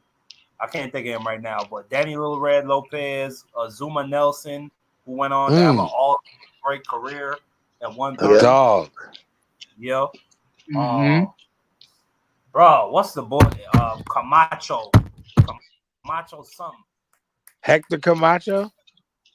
Yeah, Hector Camacho. Hector Macho Camacho? Yeah. Yep. I used to fuck with Hector, man. He was a bad fucking Zuma. Salvador Sanchez was a bad boy all the way at 24 years old. So we don't know. He could have moved up to 135 and had a whole nother career and could have been That's what I was rumbling with Yeah, he was. well, He right, or Mark. he was Aaron Pryor. Yeah, that's So I don't know. Chavez. that's what I was saying. It was a small not a sample great size, fighter. but I still was will a put small Marquez sample against size. any of them niggas, dog. Juan Manuel Marquez, pound for pound. If you just say take the weight out, like pound for pound, the criteria, pound for pound, I'll put Marquez in there with any of them niggas. That nigga timing was crazy. His counter punching was crazy. His ability to take a punch was next level. My favorite Mexican of all time, Juan Manuel Marquez, and then Julio. no, if you look at go back and watch that Marquez fight versus Antonio Barrero, That was shit crazy. Barrera is my guy. Barrera is my I fucking like guy. Marco Antonio. Me Them too. was Barrera is savages. my guy. Hey, look, hey, Barrera was something hey, else. Crush, put Marco in the ring with any of these new niggas. He would wipe the floor with. He would destroy. Could y'all imagine Barrera and Marquez in the 135s right now? Oh, he causing havoc. He fucking them up. It might not be no Devin Haney, Shakur, Tank Davis. It might and not be Lomas. none of them It might niggas, not dog. be none of them. Now, For real. Tank might be able to last because he got that equalizer, but Yeah. I don't know about them other guys. I don't know about them other guys. Yeah, Marcos will beat up. Yeah, them other guys might not be who they are right now. I ain't gonna lie. I ain't gonna sleep on Eric Morales, man. Eric Morales was a good man. I was about like to say. him too. Yeah. The three amigos, I called them the three amigos, Barrera, Marquez, and Morales, man, because all three of them, they my three favorite. Along with Julio, man. I love them dudes because they was monsters. They was causing havoc. You know what I'm saying? Even Morales at the old age gave Danny Garcia a fucking loss, and Danny had to avenge that shit. And you know what? Man, Morales was sharp in them last 4 rounds. My bad, Fred. Those are the three guys that be talking. That's probably my favorite fight out of all of them shits he fought. Because him and Manny were going at it from the first motherfucking bell. Manny was and Eric was throwing that 10 fucking combinations. Then Manny eye get cut, and he's still man. That's the type of rumbling I like to see from these niggas. Man, for real. Those are the three Mexicans that go at Canelo the hardest because they were like, no, you're not holding up. You're not holding up the Mexican pride. You're not holding up the Mexican pride. We fought everybody. Hey, and you know what's crazy, Canelo, man. Man, y'all know what's crazy. Man, Manny Pacquiao was fighting hard fights, man. Coming up through, man, he fought all those guys. Them guys, man, is great fighters. You know what I'm saying? Pacquiao fought a lot of good all three of them dudes. Yeah. No, Pacquiao fought everybody. You talking about ducking no fucking smoke. This man fought everybody from 115 on the way up to 147 or 150. No doubt. He don't know what doesn't mean. At 150. Yep. That's the reason why they wanted Manny Pacquiao and Floyd to fight because both of them was calling out and fighting everybody, and so they were like, man, we got to see these two fight. We got to see these two fight. Manny in 2008 was a GOAT. He was a 8-7 division champion.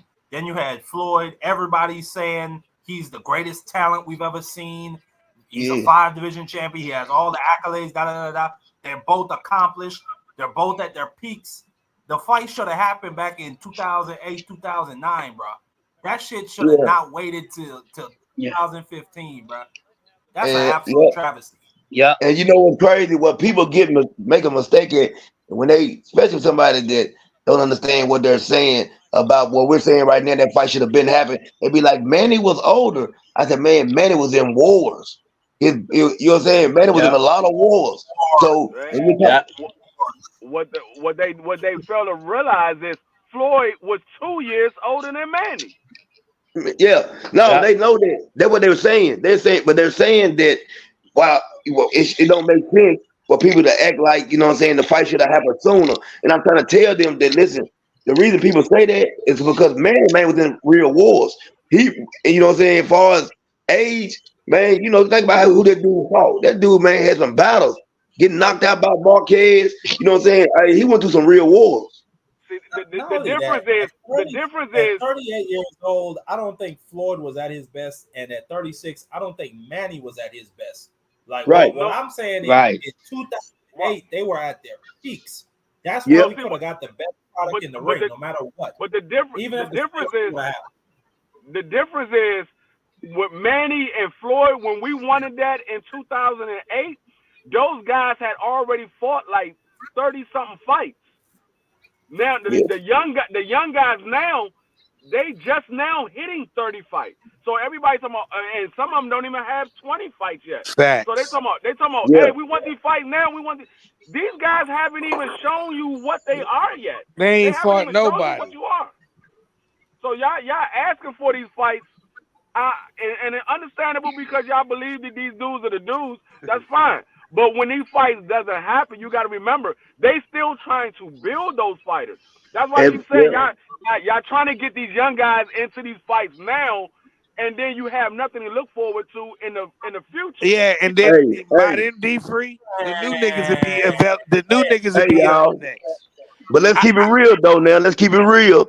The reason these guys are not getting to the 30 fights is because they fight every 15 months. When our guys, the guys we came up on, was giving us 3 and 4 fights a year. So a lot of it had to do with them, too. You know what I'm saying? Think about, man, when we were watching our fighters, it wasn't enough for us to see one of our favorite fighters fight 3 times in a year.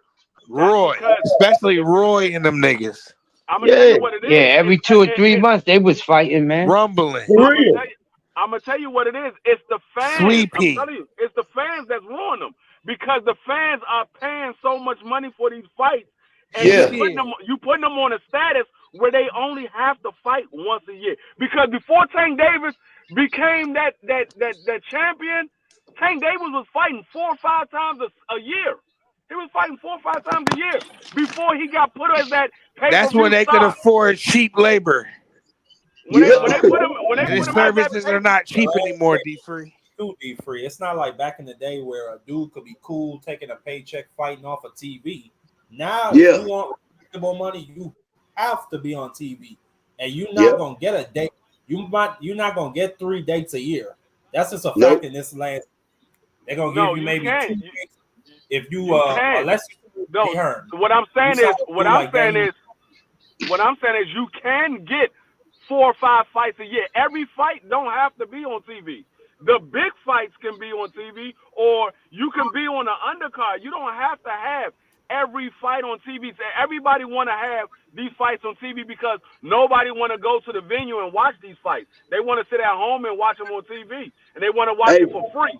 They don't want to pay for it. They want to watch it for free. Free, but let me ask you a question. Like, because it's something you said they're making so much money that they're only fighting 1 time a year. If you don't put it on TV, how do you pay them? They get paid for whatever the promotional company pays you. Like I said, when Tank Davis was getting his fights early in his career, Tank Davis wasn't on TV. He didn't start getting on TV until he started getting the exposure with Floyd, and Floyd started putting him on his undercard. Tank Davis, that's when Tank Davis started getting the exposure, and Tank Davis went from fighting 4 or 5 times a year to only fighting 3 times, and then to fighting 2 times. So and then they can still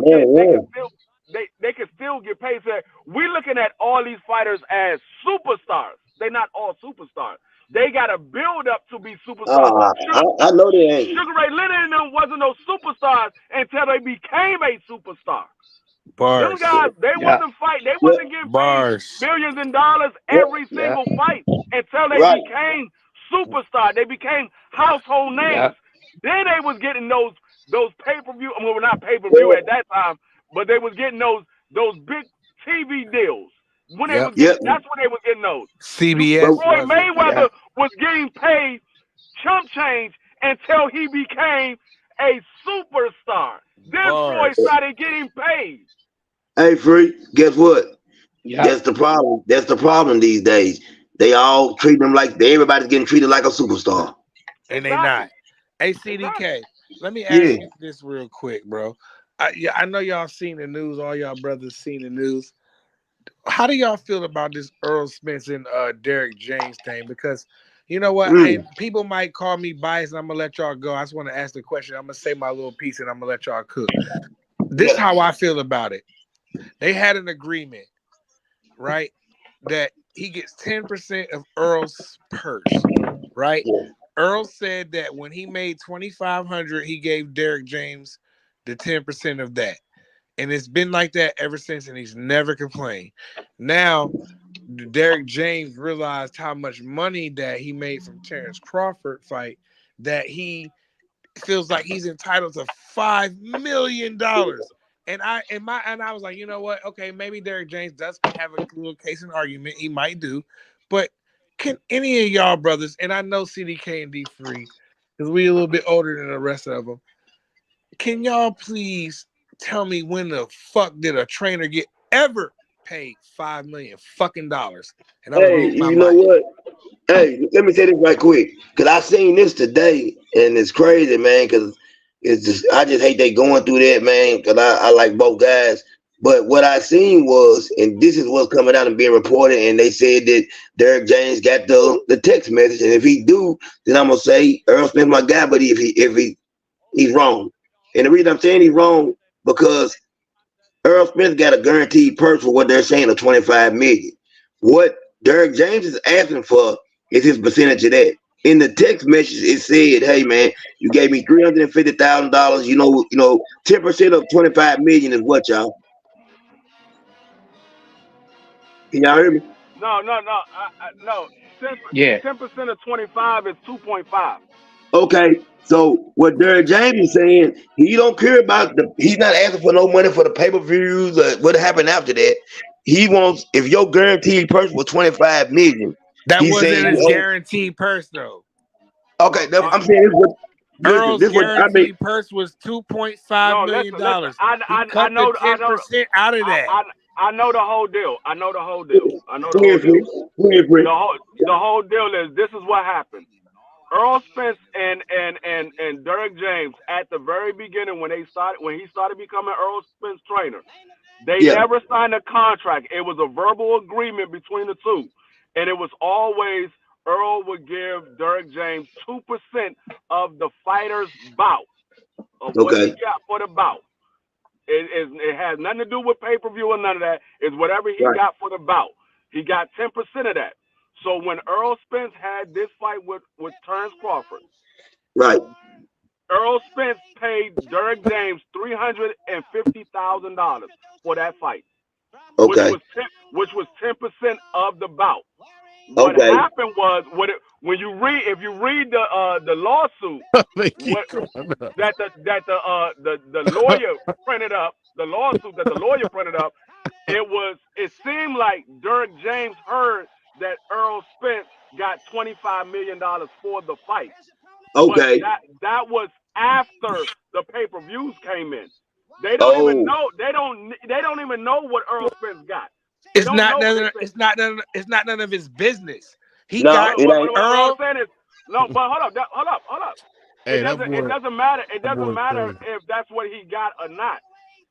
Earl Spence gave him what he was supposed to give him, which was Facts. $350,000, Yep. because that's The what they always 10% of agreed the to. 2.5 Can million. I do this real quick? Hold up. What Derek James is looking, he heard that Earl Spence got $25 million. He didn't hear that the $25 million came from the pay-per-view or what. He Right. just heard that Earl Spence got $25 million. So he said, Right. I felt like I should have got paid more. Now, Can I ask you this I real mean, quick, Barry? go ahead. Hey, I was gonna play a 4-second video, man. Bitch, sit down. Be humble. Bitch, sit down. Somebody care about that. Man, get out of here, BBO. BBO But yeah, so Hey, he go ahead, thinking exactly what CDK thinking. Earl Spence got a guarantee of $25 million, but that's not what Okay. it was. His It Okay. guarantee was 2.5 right. million. He's been paying them 10% out of all the purses. He said Derek James never complained about a purse. I'm sorry, about a check coming from him because he's been giving them 10%. So if my purse is $6 million, then and D Free's my trainer and Prize Fighter's the fighter, then D Free, I give him his 10% out of that. The back end money in the gate and all that is it's not trainer's business. No, it's Trainers not. need to stay in their lane. When the fuck have a trainer got $5 million? Floyd Mayweather Sr. wanted $1 million to train Oscar, and Oscar said, "I'm not giving no trainer no fucking $1 million." But can I say this real quick? Let me say this real quick. Let him finish. I'm letting. No, it's all good. No, go ahead, BVO. It's all good. Shout out, because we've seen this before. Evander Holyfield bought an Emmanuel Stewart, and Emmanuel Stewart wanted a certain amount of money because everybody know my man, the real deal was getting the millions back in the day, and he told him simply as this: I already know how to box. I just need you to show me a couple things. I mean, at the end of the day, Earl know how to box. All you can say is, hey man, Derek James is a greedy savage. At the end of the day, he don't deserve $1, man. He gave him $250,000. That's it. You don't get no back end. When have you ever heard of a trainer getting some back end money? Talk, BVO, talk. If I was Errol, I'll be happy to let that dumbass go. At the end of the day, man, excuse my language. Nah. Derek James is a greedy savage. And CDK, like I know, man. I'm with you, BVO. Even Angelo Dundee didn't get a piece of Ali's back end. Yeah. Oh, hold on, y'all. Hold on, BBO. I didn't say that. I said what, and D Free know what I said. I said Derek, like he said, Derek James thought that his purse was 25. Yeah, he's fucked up. Y'all missing the point. Y'all missing the point. The point is Derek James don't know what Earl Spence guaranteed is. He heard that he got paid $25 million. That's all he knows. So he's like, hold up. No, Free. Listen. I'm telling you what the actual paperwork says. He heard that Earl Spence got $25 million. So he's like, hold up, you got $25 million. Why are you only giving me $350,000? If you got $25 million, his purse was $2.5 Yeah, we know that. million. We get that. I understand that. You're not listening. Go ahead. You're not listening. We understand what his guarantee was. I'm telling you, Derek James didn't hear that. Derek James heard that Earl Spence got $25 million. Wait a minute, Free, but he's heard everything else. We get that. He heard this shit against Danny. He heard this shit against Sean Porter. He knew those purses was. Derek James is not in the room when they do these contracts. I told you that. Right. Derek James is not in the room when they do these contracts. So he don't know what Earl Spence guarantee is. He don't know what he gets on the back end. All he know is Earl Spence got paid. Earl Spence cut him off 10% of what he get paid. Okay, so he gave him 10% of the purse? That's the deal. Yeah. So he has to know. Right. He has to know what the purse is. If he got. Hold on, Free, because we let you go on and on and on. Earl Spence. Derek James got his 10%, so he had to know Earl's making 2.5. That's what the guarantee was on the back end. That's not what he. How you gonna say what he had to know? I'm telling you what he said. If he got 10% and he got 300 something thousand, he got 200 something thousand plus Earl put another 100 on top of it. Then are you listening? Prize, listen. Cook this nigga, Prize.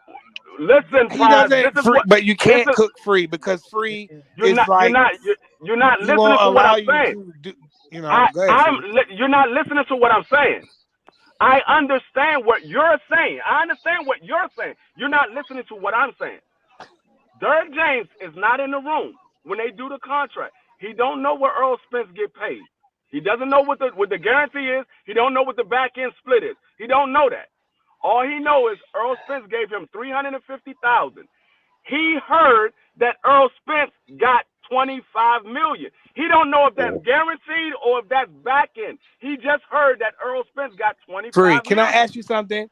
If he got $350,000 and if you do the math, you know that that's not $25 million fucking dollars. You can do the math and say that's about $2.5 million. Right? Hey, That's y'all. why. That is why. He don't know how to count. Derrick James don't know how to count. I'm tired of Oh, this come shit. on. Hold on, He don't know how to hold on. fucking count. Hey, Hold on, hey, Josh, Chris. let me Hold do on, this. Eric, Hold on, let me say this real quick. Million. I'm about to finish it. I'm about to finish it. You said he got 350,000. Earl Spence got 25 million. no, that's not what you said. Listen. Stop, y'all. Keep talking. Huh? You keep talking, man. And you shut the fuck up. Huh? He don't drop. He believed he was shortchanged. That's what I'm telling you. That's How why can he be No, he short said he changed? got How can he believe that he was Free. short I don't think changed? you listening to him. He never said Earl got He never 25 said that, million. He Free. said Earl got paid How can you get 2.5 million for the 350? fight. How is 10% of 25 Yeah, million because he can't count. 300,000? If you do the Hey, fucking y'all. math, you know that's Hey, not y'all. even $3 million. Hey, hey, y'all. Can I say something? Can I say something right quick? Hold on, Can I one say second. something Hold real on, one quick? second. Before you go, CDK, we gotta go one at a time. We don't want to be sounding like my man H Money, man, with niggas just yelling one at a time, man. Pop, pop, Go pop, ahead. shots fired. Okay. Go Okay. ahead, What I was gonna CDK. say is, I think this is just a misunderstanding. Listen. Everybody got to understand what happened. What we're saying is the misunderstanding shouldn't be between us. The misunderstanding is that Derrick James assumed that Spence got paid 25 million, and what's going on here is this right here. He feels like Spence lied to him. Let's just put it plain and simple. That's how we can break it down and kill the whole conversation. You know, should nobody get under your back end, but Derrick James believes that he was beat. So you know that's what's going on. No, that's what that's what I'm trying to say. That's what I was saying. The reason why there's a lawsuit is because he feel like he was shortchanged, because he's saying, hold up, if he got 25 million, why he's only giving me 350,000 if he got 25 million? We're not saying that Earl shortchanged him. I'm not saying that. I said he believes that because he heard that Earl got 25 million. So he felt like Earl shortchanged. We get that, D-Free. We understand that. And what I'm saying is, if that man been getting, listen to me real quick. If that man been getting 10% for the whole time, 10% of what he gets paid for the bout, and all of a sudden miscount something because he overheard something, if he know how to fucking count, he wouldn't have got this shit fucked up in the first place, because he would know goddamn 350,000 is not no damn 10% of 25 million. So that's on him, because the motherfucker don't know how to goddamn count. So he miscounted. Fuck what he misheard, because he never could put before. So hold up. So before, hold up real quick. So before, his math was correct. So fuck what he heard. You know your contract, what you agreed to, is 10% of what he made. So you let some other shit get you off your math. So it's on him that his math wasn't fucking mathing. God damn, that's all that shit boiled down to, man. I understand everything y'all saying. Y'all misinterpret what I am saying. I got you, D-Free. I'm saying the reason why the lawsuit is there is because he feel like he was shortchanged. So, I'm not saying that he was shortchanged at all. That's why I think the misconnect is. I'm not saying he was. What I'm saying is he got 350,000. So he's thinking, okay, Earl got 3.5. I got 350,000. I got 3.5. Ain't no trainers getting no $2.5 million. Listen. Hey, look, I just did the math, D-Free, and 10% of 25 million is $2.5 million. Ain't no fucking trainers getting paid that. Hey, y'all. Prize, you're missing the whole message. You're missing the whole message. If you let me finish my story instead of staying You've been finishing the story for 35 years, and we still haven't got a conclusion. You keep cutting me off. You're not listening. I've been on mute. Dog, we'll go on mute so you can listen. What I'm saying is, if he got 350,000, he's thinking, okay, Earl got 3.5, and then all of a sudden he hear Earl got 25. He's like, oh, he got 25. Why I only got 350,000? He's not entitled to the back end money, Free. Excuse me, y'all. Excuse me 1 second. I left something out too. I almost forgot this. This part was in the text message too. Now, Earl Spence said in the text message now, hey, that he did shortchange it, and he agreed to pay him the rest. So I've been trying to figure out what is he talking, what the rest of what is he paying him the rest of? Now I Google guess this the shit. 2.5 million. Yeah, look it up. Y'all look it up. Look it up so y'all can know that I ain't feeding you nothing, but I want y'all to go check it out. And y'all tell me what y'all think about it then after y'all get to see it yourself. And prize, I just looked it up. Earl Spence, his purse was 25 million. So that 2.5. No, that's not accurate. That's not accurate. What you mean? Earl Spence made 2.5. That was his purse. $2.5 million. He gave Derek James the check, and then he gave him an additional $100,000 on top of that. Okay. Hey, Mark. Yeah. Ain't no trainer ever made no $5 million or no $2.5 million. What trainer you know? Not the great Freddie Roach. Not Manny. They might have made $1 million at the most.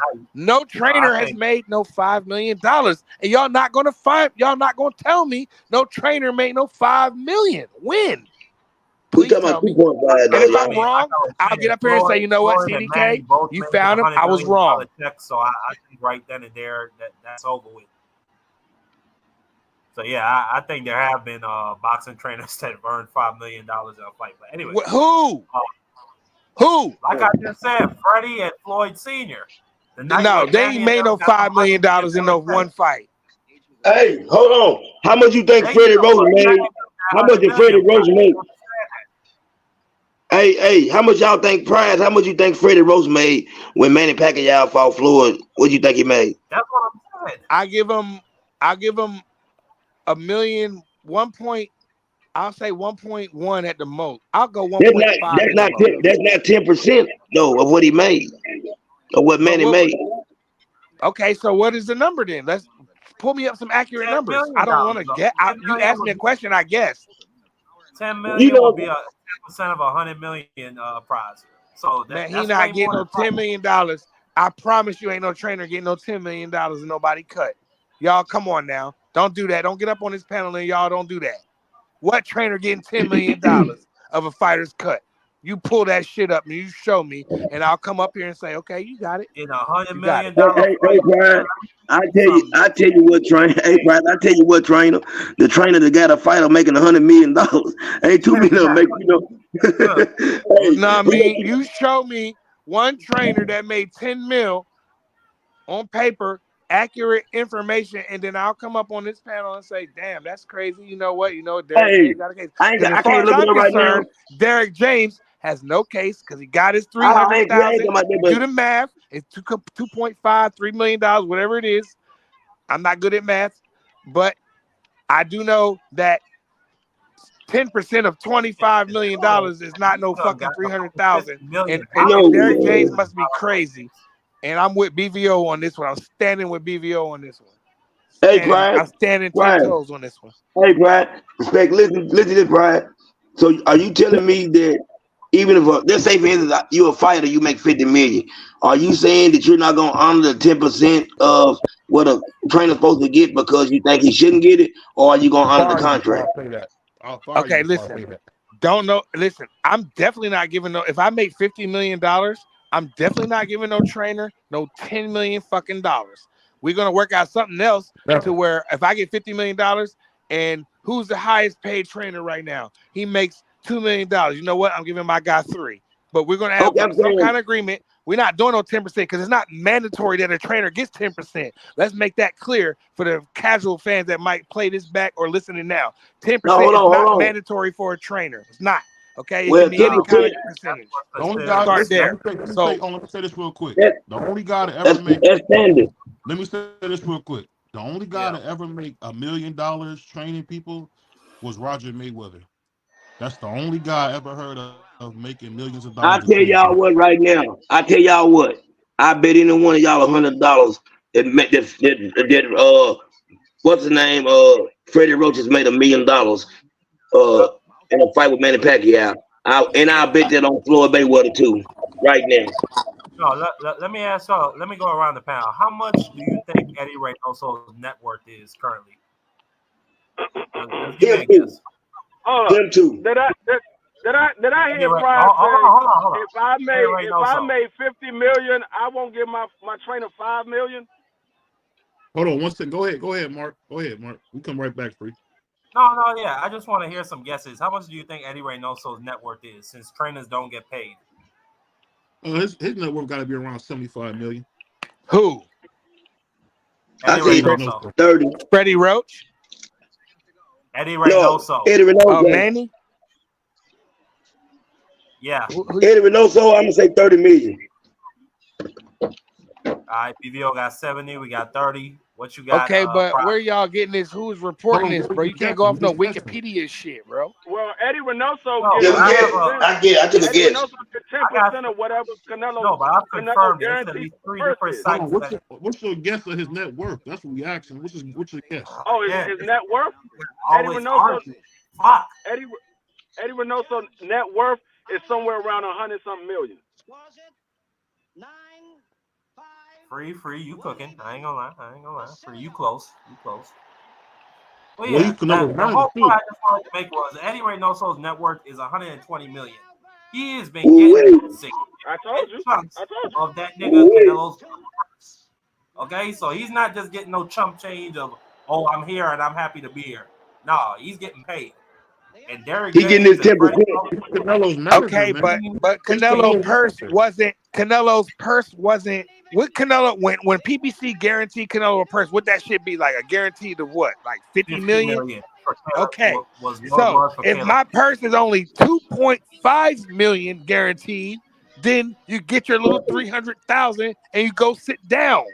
Derek James is not Pride. But we talking about now. You said that like the trainers, right? When Manny Pacquiao, okay, we start going off the Google celebrity net worth. That shit is not accurate. I'm not looking at nothing. I'm not looking at nothing. I'm gonna tell you like this.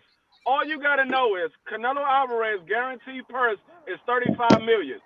That means Eddie Reynoso is getting 3.5. Yeah. All day.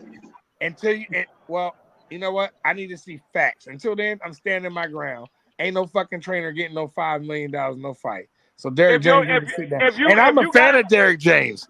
I'm a fan of Derek James. If you got a contract of your trainer getting 10%, I don't care what you believe. Okay, well, every trainer is not guaranteed 10%. I didn't say where's this 10% coming from? It's not guaranteed for every trainer. No, listen. I could be a savage and be like, I'm giving my trainers 2%. No, and nobody, I might be like, Shumavov, the boy that fought Bernard, the nigga that didn't have no trainer in his corner. Listen, most you acting trainers, like the fighter is the only one with all the leverage in the situation. Shit, I don't gotta train you. No, most trainers have a contract with their fighters. Derek James didn't have a contract with Earl Spence because Derek James was friends with Earl Spence's father. They just went off a verbal agreement. But most trainers have a contract. And most trainers does get 10%. Most trainers does get 10%. I don't know where you've been at in the sport of boxing, true, man. but most trainers get 10%. It is true, BBL. That's not Go true. look it up. So, yeah, Go look up. Most trainers get 10%. That's true. Let me say this. Everybody's making good points, but we gotta talk one at a time. But I'm gonna just say this. Okay. Don't forget that Eddie Reynoso is Canelo's manager. He's not just a trainer. He is Canelo's bars. People forgot that. He's been bars. That's an extra little percentage, right, BVO? Actually, Eddie Reynoso's getting about 20%. Like Bomac.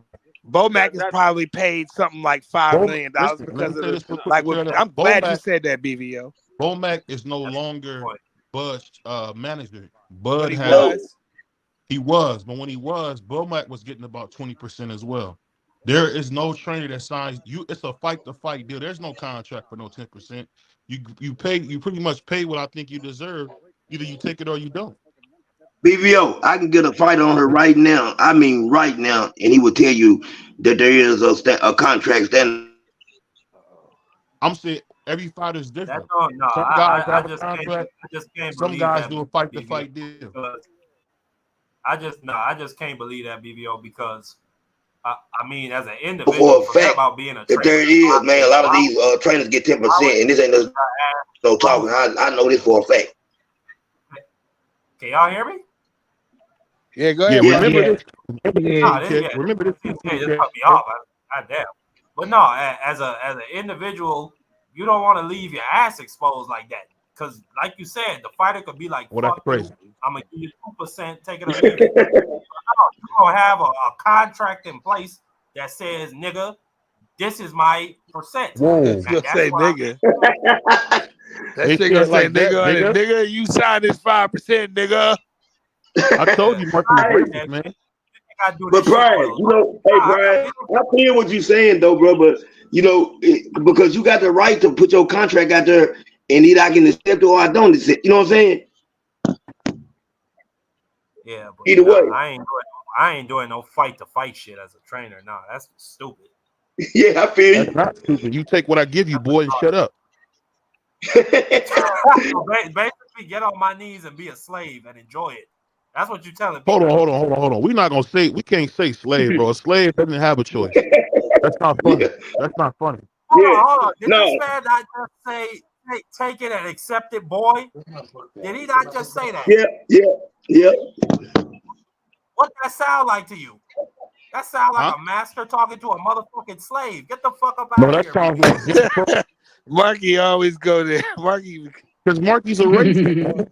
Marky is a racist. He start that shit, Prize. I don't start that. He starts it, bro. Always bringing up some little catchword. Triggered. I ain't You know what it is? Marky is a pimp. So that's what pimps do. damn. They try to talk crazy. He said, Marky, hold on. Ain't that man? Hold on. Don't be putting that on. Don't put that smut on his name, bro. I'm just saying. No, BVO. Don't you say that, man? Because you know they say a pimp. He's a pimp, bro. That's crazy. No, man. That man ain't no pimp. They say a pimp will sell his own ass, man. We ain't gonna do that.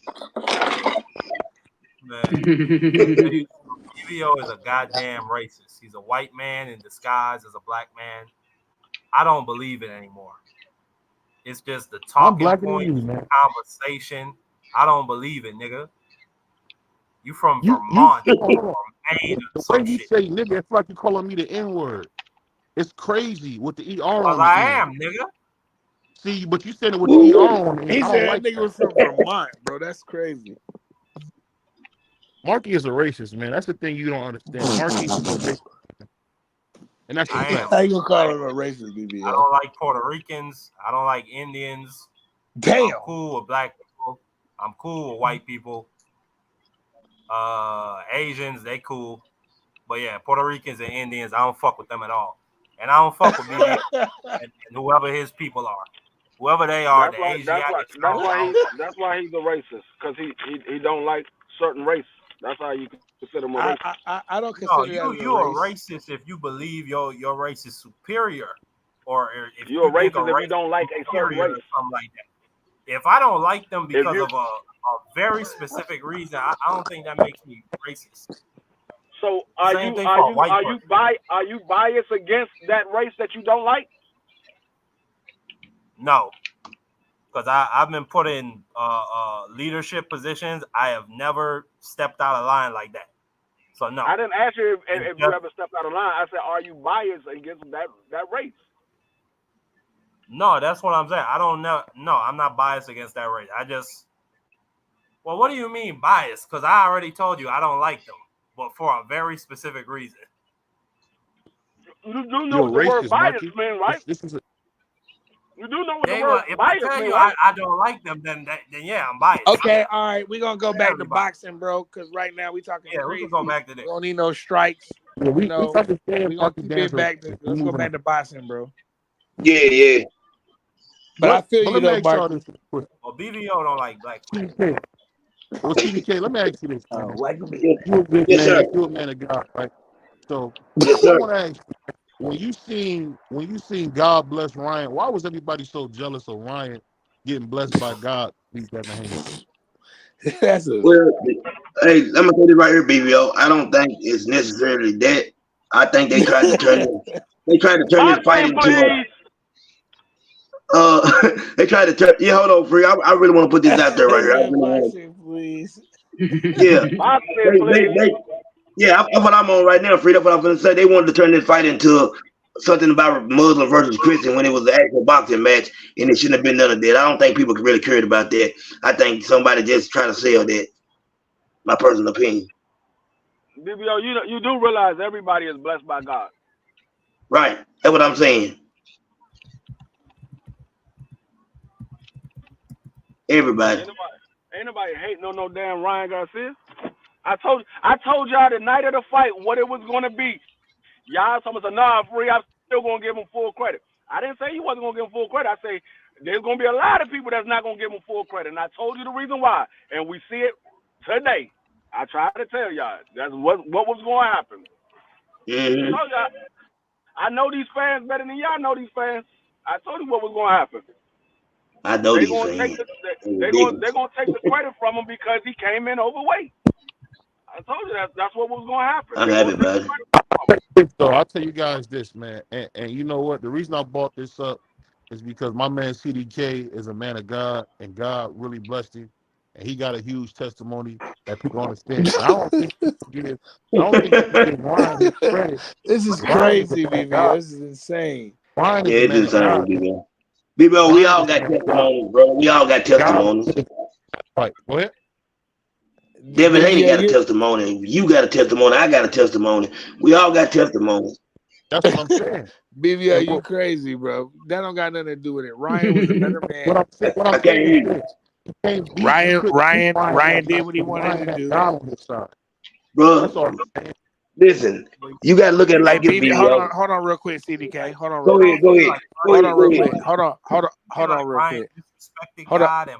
Marky, hold on real quick. BVO, fix your mic, big bro, because you come in a little distorted. You know what I mean? So when you talk in your piece, you want to be clear. So you're a little distorted, okay, brother? But y'all go ahead and finish what you said. My bad.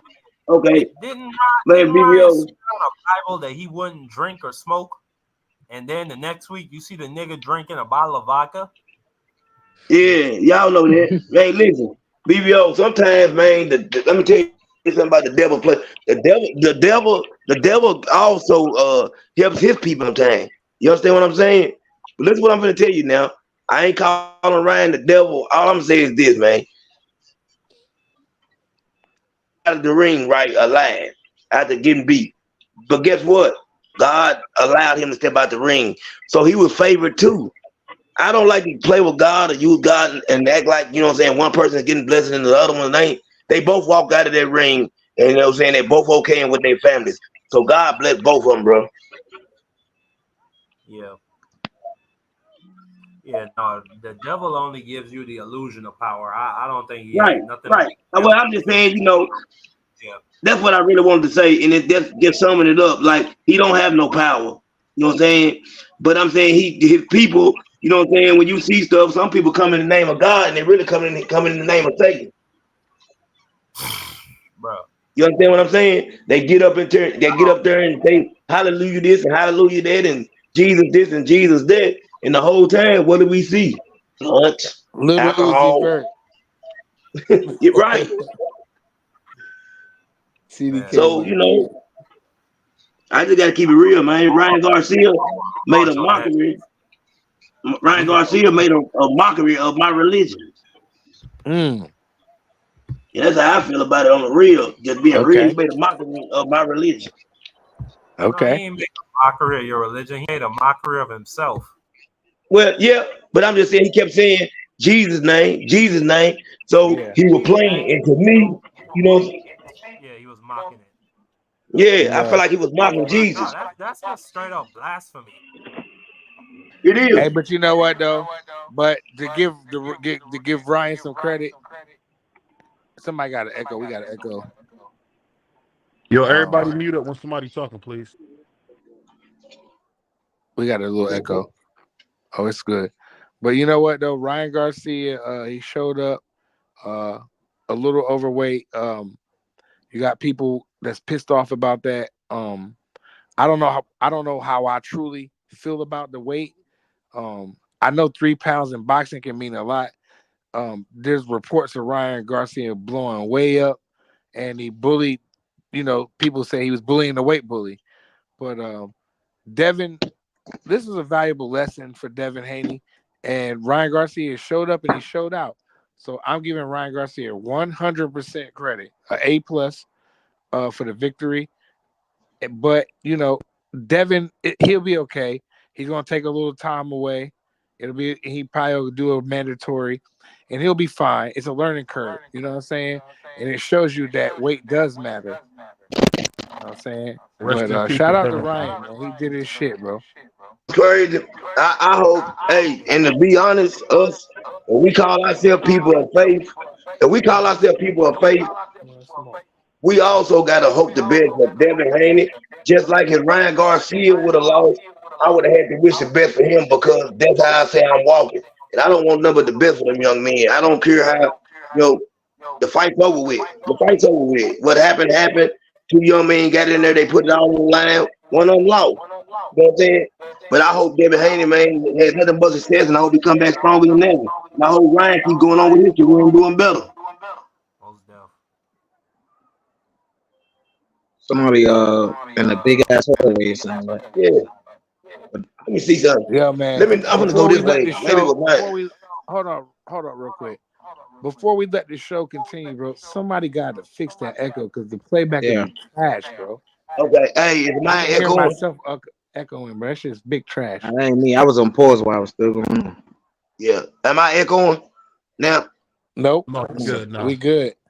Okay. That might have been that might have been my nigga Crush. Okay. Hey, but God gave Devin Haney, but God gave Ryan Garcia that win, man. That's all it was.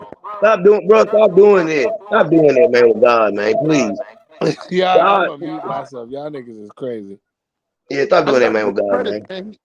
I gotta give him credit for bringing God up, dog. Niggas don't really do that, CDK. Bro, hey, every time Devin Haney get up there, he brings up God. So we're not gonna say that because I always hear him do that.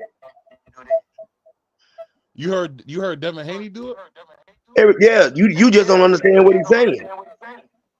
I heard him do it at the end of a fight. Never BVO, like. hold on, I heard BVO. him do it at the beginning of a fight. Hold on. We gotta fix this echo, please, bro. It's fucking bad, bro. Please fix the echo. Is it me? Ain't me. Okay, am I echoing? Yeah. Is that Bill Haney in the chat? You've been talking all that. No. Oh, okay. Man, Trip Bill ain't coming in the chat, man. Hey, that would be crazy if you did, but salute to whoever did that. Salute to you, man. I think you got the wrong nigga. It's this nigga up here, BVO. Go at him. I think it is BVO. Hold on, I got love for your son, and he went in there and got beat to death. I was sick. I don't know why you keep saying beat to death, bro. You know why I keep saying beat to death. Hey, but you know what? That shit was. You gotta get your own lingo, baby boy. Nigga, that ain't even yours. Hold on. What you mean? The first person you heard talking like that on YouTube was me, man. Nigga, you say you got it from your barber. My But barber that's got it. irrelevant, That don't mean though. you can take what I say. That's what I say. But Yeah, that's this a what I fact. say. This what I say, man. Y'all niggas gotta stop sounding like BVO sons on here. Salute, man. If that is wild man, corny. salute to you, man. Salute to your son. But at the end of the day, boxing won. Shout out to Ryan Garcia. Let's go, champ. You did it. Back-to-back million pay-per-views, man. The king of boxing. You even passed up Canelo. I gotta put you top 5 pound for pound. I gotta do that. I gotta take Inouye off the pound for pound and put Ryan there. I gotta do that. Man, leave them sugar boogers alone, man. Stop that, man. Stop that, man. He said, "Look, I ain't hating it. I respect your hustle, but please show some respect for Devin. If that's you, Bill, Man, it can't be Bill Haney because he's been listening. He know I've been talking nothing but good about Devin Haney. Oh, let me drop the link and see if that's my man Bill from Skyline High School. No, we gotta fix the echo. Don't drop that link. Don't drop that. Oh, hey, hold up, Free. Hold up. Y'all gotta fix the echo, bro. Please Somebody fix the echoing like fucking crazy. echo. What is It's that? fucking bad, bro. BVO, I think that's you, BVO. Just go ahead and Is it cancel it. Cause the echo is bad. It's that bad. It's That's not BVO, me, man. I'm muted, and it wasn't me. I definitely muted and it wasn't me. Hold on. Hold on 1 second. See? It's gone now. It's gone now. Yeah, right. But like I said, if that is Bill, man, pull up, Bill. We got nothing but love for you from East Oakland Skyline High School, man. We got nothing but love for East Oakland, man. We just talking about boxing, man. That's all we talking about. You said I'm on these YouTube channels and I've been hearing they clowning Devin and Devin showing nothing but love. Well, I fucks man. with Devin. Pull up, you know, because I could be anybody, man. People try to hate all the time. If that's you, man, please pull up. If that's you, man, please pull up. We'll knock everybody. We'll pull everybody off the channel, and we'll just pull and we'll just talk, man. If that's the case, well, we can't have him on the channel with this echo. Because that somebody need to just go ahead and just reset their whole system, bro. Hold on. Whoever niggas is hard to hear them, Price. That shit crazy, X. Like for real, dog. That echo shit, that make me just want to just cancel, bro. I can do some. Let me give everybody official, official shout out. Shout out to my nigga Marky Dan, my nigga Crush, my nigga CDK, my nigga Prize, my nigga D3. You know what I'm saying? Shout out to y'all brothers, man. It's a pleasure once again. Already, X. Loot it. Yeah, much love. Hey, if he bring up Devin, that'll be dope. Well, Mark, you got to turn your mic up. It's the first time in history your mic is low as hell. Somebody got echoes too. Oh, let me get my earphones, yo. I keep putting mine on mute and it ain't doing it, so it can't be me. It's definitely not me. I was on mute too, CDK. Somebody got a bad echo, man. Y'all need to stop that shit. No, it's BVO. It's BVO. Yeah, it's BVO. BVO, you a mess. Mute your mic. See, I hate if you bring Devin up, man, I'm gonna be nothing but respectful. I'm gonna be nothing but respectful, man. We oh yeah, he gonna get the utmost respect on here. Oh man, this shit about to be funny. This nigga about to. Oh my God. Matter of fact, I'll even cam him up. Let me get my earphones. BVO. If that's not Bill and Devin, oh my God. I don't think it's Bill. If you click on that icon, it doesn't lead to nothing. Bill and them got followers, bro. That's you about to get bamboozled real quick, BVO. Yeah, don't fall for the okey doke, man. It could be though, because Bill do be showing love on a lot of channels. You know, yeah, I'm just but saying. that's not. I don't think that's Trill Bill's channel right there, though. Me personally. He'll be here in 30 minutes. I don't know why. I don't know. I don't believe that shit because this man. Keep it moving. This man. Next. This man just got his. He just caught devastated L. I don't think he would be getting on panels, bro. I do. At this point, I'm not talking about Bill Haney. I'm talking about Devin Haney because he hasn't been vocal about anything. You know what I'm saying? Only on Instagram. You know, so Devin's I get not Bill on nobody's panel, bro. He's not. Yeah. So don't get your hopes up. Devin's not getting on nobody's panel, bro. That's yeah. I promise you that. So what Bill gonna say? Yo, come up on this channel right quick. I mean, I don't know. Bill might get on here and talk some shit, but Dev definitely not for sure. Dev got bigger fish to fry. He's made it. Hey, fuck what you saying. We have 50 land on here. We got big people coming on here, so fuck that. Yeah, I know, but Dev is and BVO, your mic is crazy, but Dev made like $30-some million, $40 million. He ain't coming on. So.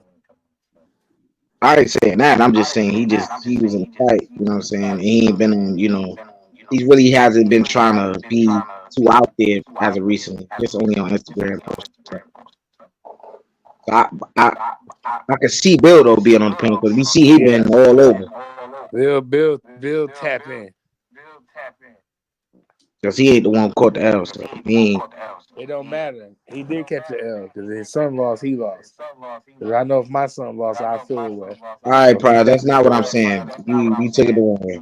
No. I'm saying he definitely took. You said he didn't take an L, and I'm telling you that he did take an L. I didn't mean it that way. What way you mean it? He wasn't in the ring taking that. I get they took an L as a team. No, not physically. Hey, y'all. BVO, you gotta fix that mic, bro. Yeah, I'm gonna go ahead and mute myself and entertain.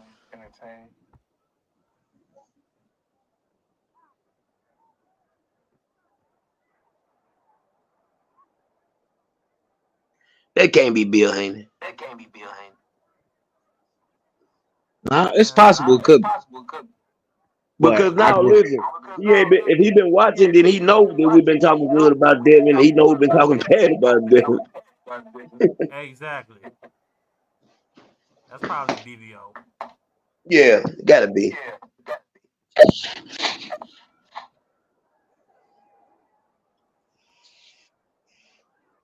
If it is BVO, you a professional troll. He had the one the other night. What's the bitch name? Chang. He was asking X some weird shit, talking about, oh, you ever put a fortune cookie in somebody's oh, I logo? remember that. That shit is BVO, wild. please fix your mic.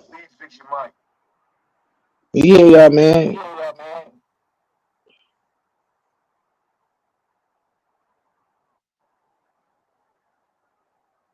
You don't fell asleep that quick. Got that Oh, Krispy Kreme and fell asleep. that's not good. Nah, I don't think he's asleep. He just went on mute. I think he's trying to fix his mic. Oh, then somebody else. Let me put myself on mute. That's the weird.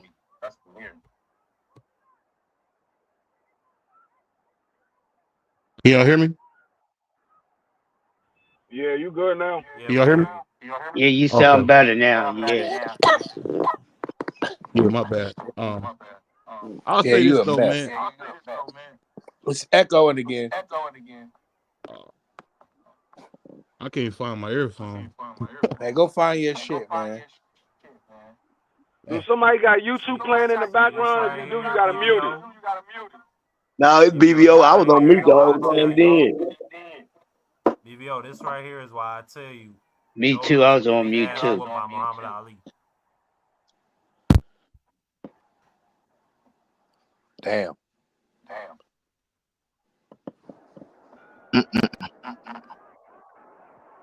Niggas crazy. I don't care what none of y'all say. It's still an echo. But Derrick James got his money. He need to sit his ass down. And I like Derrick James, but bro. Oh, no, like you said, we was all right. We just saying that Derrick James thinks he got Spence got 25 million. But hey, I want you to look his up prize that Earl Spence said, you know what I'm saying, he did owe him the money. So look it up and then just tell me what you think after you get to hearing all that. I couldn't even hear what you said with that echo. So wait, which you want me to Hey, look me up? with What the echo. CDK? I got my earphones on. CDK, Huh? what you want me to look up? Hold on. I'm gonna mute mine right here and y'all see if the echo still there, then somebody else do it. Yo. Yeah, it's still there. Mute myself. See, I was on mute and it's still echoing. So definitely not me. Y'all boys Still crazy, man. I don't know who it could be. I don't care what none of y'all say. Derrick James, he ain't owed no money. I'm on the Yeah, record. I was saying, look up what Spence said in the text message and then let me know what you think about it. Yeah, I heard there were text messages. I ain't read them shit yet. Yeah, he said in the text message that he did owe him. Yeah, he said he owed him something. I heard that he owed him something, but I don't know about no 5 million. No, 2.5. Yeah, 2.5. He ain't getting that either. Yeah, but that in the text message he did say that. If I was Earl, I'd just send him a little ticket real quick and be cool. Yeah. He That's is Marky that good. Dan. That was Marky Dan with that echo. Okay. Oh, well, man. Derrick James is that good. So just to keep everything out of court, like baby mamas, how we keep them out of court. That's BVO. I just go ahead and give him the meal ticket and say, Hey, you know what, Derrick, man, No, that ain't me. That ain't me. It ain't. Come on, man. No, I Hey, swear to God, that ain't me. That ain't me. That's just some trolls. That's That's trolls. pure. Hey, That's Bo, pure. man, if that's you, show me a bag of Cheetos. That's pure. All that zero. Oh, somebody said Oh, Bo okay. Mac, man, get out of here with Bo He Mac. said a bag of Cheetos. Show me a bag of Cheetos. This Hey, dude did y'all talk about the scripted goddamn fest with Tank and Floyd? That scripted shit. Yeah. Man, they do that. They do that before every fight, man. I can't fall for that shit, bro. Every fight. Every fight they do that. Me damn either. shit. I ain't falling for that shit. And Floyd do it every time before. Not only Tanks, but guess what? It's another big fight before Tank. You always do it when Canelo about to fight too. He's killing two birds in one stone. That motherfucker, man. Yep. Yep. But it's one thing Floyd that is Tank said though that kind of made me think, damn, this shit could be real. But I ain't falling for it though. He like, oh, Floyd, go get back for your daughter. Oh, I know that one kind of stuck, but even though it's scripted, that's Hey, crazy. y'all That tell shit me weird, what Earthman mean? I think I know what it mean, but That when he shit was called him, funny as hell when he did yeah, say he fool ass I don't know if it's fake or not because Javante just told Cordell Moulton that he can't be on his undercard. He said you would never fight on none of my cards. Who? Cornell Moulton. Cornell Moulton. He Cornell. just told him that you would never fight on my undercard. Yeah, that could be scripted too though. Free, he probably told Tank. I'm just saying, I don't know, Free. I'm just saying, like, I'm you know, these niggas is strategic. Like, they he like come out. this, bro. Listen to this, Free. This is the same nigga allegedly Floyd who told Ryan. I don't know if he told him to do all that other shit, but he strategically told Ryan things to do before this Devin Haney fight. So you telling me he can't script this whole shit right here? Hey, look, listen. I ain't say he can't script it. I'm just saying I don't know if it is scripted. Hey, I can't. Hey, Free, you call that man Cornell Moulton? Hey, Cornell. Free, you had me laughing with that. Hold on, man. It's got to be you, Marky, because when you come back, it's bad. Hey, I'm about to Mark, pull you need to throw everybody. that. Mark, you need to throw that Motorola in the trash, I bro. don't know if his name is Cornell or Cordell. I don't give a fuck what his name is. You know It's his a name dumbass. is. It's a dumbass name. It's a Damn, dumbass Free. name. Period. Damn, Free. Why you go like Free? Goddamn. I can say it's a dumbass Wait, what's name that all I about, want. D Free? What's all that Damn, goddamn Free. hate about? Shit. I How you can gonna say say it's a Cornell's dumbass a name dumb all I man? want. There's a lot of names that's dumb as hell. How though? There's a lot of names that's dumb as hell. That don't make no Kermit the sense. Frog. Kermit the Kermit. Frog. I know a lot. Shit, Christian McCaffrey's a dumbass name. Christian what? Oh man. How? It's a regular fucking name, Free. Christian McCaffrey. Well, That's what's your pretty. ideal of a name, I D can Free? call it a What's your dumbass ideal name name? if I choose to. I would No, never all right, name. then what's not a dumbass name? Give it first and What's not a last. dumbass What you name, think is Dwayne? Dwayne Freeman. What? Dwayne That's not a Freeman is dumbass great. name. That's a goofy ass This name, nigga nigga. Floyd. This nigga. You said, hold on. And my name is Goofy? That's what you said. Shot fired. Shot fired. Oh, okay. But I was about to say, I ain't say nothing about your name. Here we I don't give a go. fuck about my name. Here we go. Hey, you know my nigga Extra Star Whiny, you call him his first name. Don't be doing that anyway, because there's a lot of weird niggas on YouTube. Free, that's why I ain't really engaged with you, because I ain't care really about let you nobody do. on YouTube. I know you don't, but there's a lot of weird niggas. If you gonna be weird in YouTube, nigga, be real in real life. Them niggas not gonna be real in real life though. Free. Hold up. First off, BVO, you know, I ain't got no problem with nigga calling you my name, my nigga, but I ain't know your name, my nigga. You call him nigga, you know what I'm saying? I don't want to have this conversation. Back to boxing, please. My name, you already know my boxing, name. Please. Yeah. Boxing. What do y'all think about? Let's get back to boxing. What y'all think about Terrence Crawford's upcoming fight, man? What y'all think? Hold up. I'm not even done cooking. I'm not even done cooking Floyd, bro. Hold up. Cause okay, I go ahead. want to plan first. Yeah, Go Floyd. ahead. Floyd is for all the niggas defending Floyd outside of the ring, a human being, the nigga. Your mic like is Bill going crazy, said. bro. Who, me? Yeah, your mic is acting up. Oh shit! All right, I'll be back. Nah, you good. It was just a little interruption. Go ahead. Oh, go ahead. Oh yeah, my bad. But yeah, BVO hating. But Yeah, man. This nigga Floyd is a rotten ass nigga, like Bill said, and it's a lot that I disagree with what Bill was bringing up the streets and all that. That he just said he not in the streets. You know what I'm saying? So that was bad.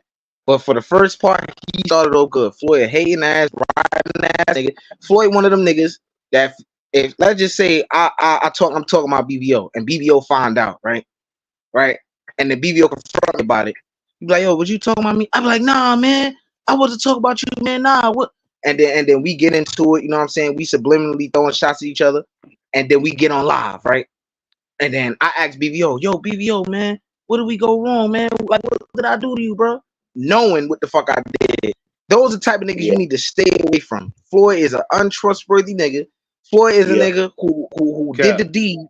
Floyd is a dude who did the deed with his goddamn best friend's wife. The best friend confronted Floyd. The best friend confronted Floyd about it. Floyd said, "Yeah, I did that." That best friend then went and, you know, offed himself and his wife. And Floyd was at the Clipper game the same night. That's the type of nigga that people were defending, bro. Floyd is one of the worst. And they said, and Floyd was on FaceTime when they did it. He was on FaceTime with them, so he probably witnessed that shit. And he just went on about his day. Marky, man, you're not gonna say that evil stuff on here, Steve Urkel. You're not gonna say that, bro. That's wrong. That's wrong, bro. That's wrong. To say We're talking about somebody seen it. Come on, bro. That's not cool. Don't say that, bro. That's not cool. That's not cool. No, this is confirmed. This is evidence. This is in the fucking police report. That he seen it. That Floyd seen it. No, I don't know if he was looking at the phone when it happened, but he was on FaceTime when it happened. Yes. With them. I don't know. Can I not then assume that he might have witnessed the act? Man. That's pretty dark. I don't know what to tell you, BVO. Women. I mean, that's the dude you support, Floyd Mayweather. I'm gonna tell you a secret, man. I'm gonna tell you a secret.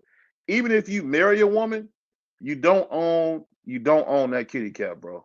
You don't own no woman. What happens is you get these simp cats who think they own a woman, and if a woman something happen with a woman, they want to off themselves, dude. You could take any woman, bro. I don't own no woman.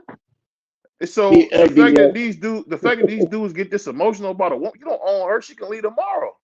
Hey, BBO. That's cool. Go ahead. You know, you know, I'm gonna tell you right here with that right there. You know, it said in the Bible, when you will get married, you become one, right? Now, I'm gonna say this: as being a friend and me being a friend with somebody, I'm just thinking like this on the outside looking in. If I was to go and sleep with my best friend's wife, man, that's the ultimate betrayal from both of them. So you don't know how a person might react. We ain't talking about somebody that he didn't know. We're talking about a best friend. You know what I'm saying? We got to put it all in perspective right here. We ain't talking about no kitty cat or none of that. We're talking about the act that took place between two best friends and a wife. So yeah, I agree with. And that's exactly my point, BVO, man. Like Floyd, when you say like this is some dark stuff, that's what we're saying. Floyd is a nasty individual. This is the type of stuff he gets down in. Go ahead, Free.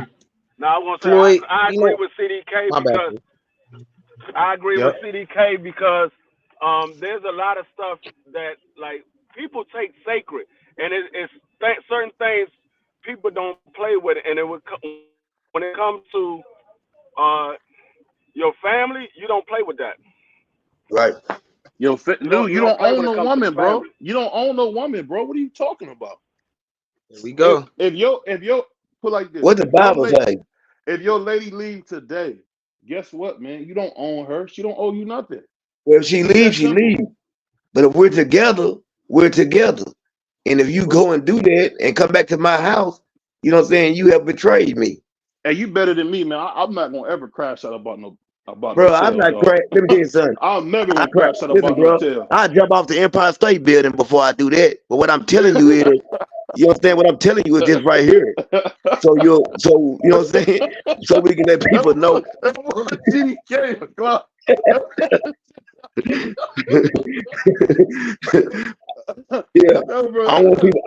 I don't want people to be thinking. What that brother said, I'll jump off the Empire State. Before I pull that stuff. It's not about owning no woman or nothing like that. It's just values and morals. Like I mean, like I don't own my wife, but if I ever walked in a house and I seen my best friend and my wife have it, there's no telling what I'm gonna do. Because my mind frame is going to be in a whole different ballpark. So I might very well kill both of them. I might walk out the door and do nothing. Hey, Free. But I don't know because of the fact of where my mind frame would be at that very moment. That's why it's called passion of crime. Heat of passion. Crime of passion. A crime of passion because your mind frame is in a different level. Did y'all hear CDK say, "I'll jump up"? Hold up. Right. And hey, I'm gonna just say this. You doing that don't work with me, but I will say this though. Look, you don't know. It's easy for somebody to say if they want to do this or do that over one thing. It's your wife. I don't know if everybody on the panel married. I know I'm not because I'm 21 years old. But it's easy to say, "Oh, I wouldn't do this."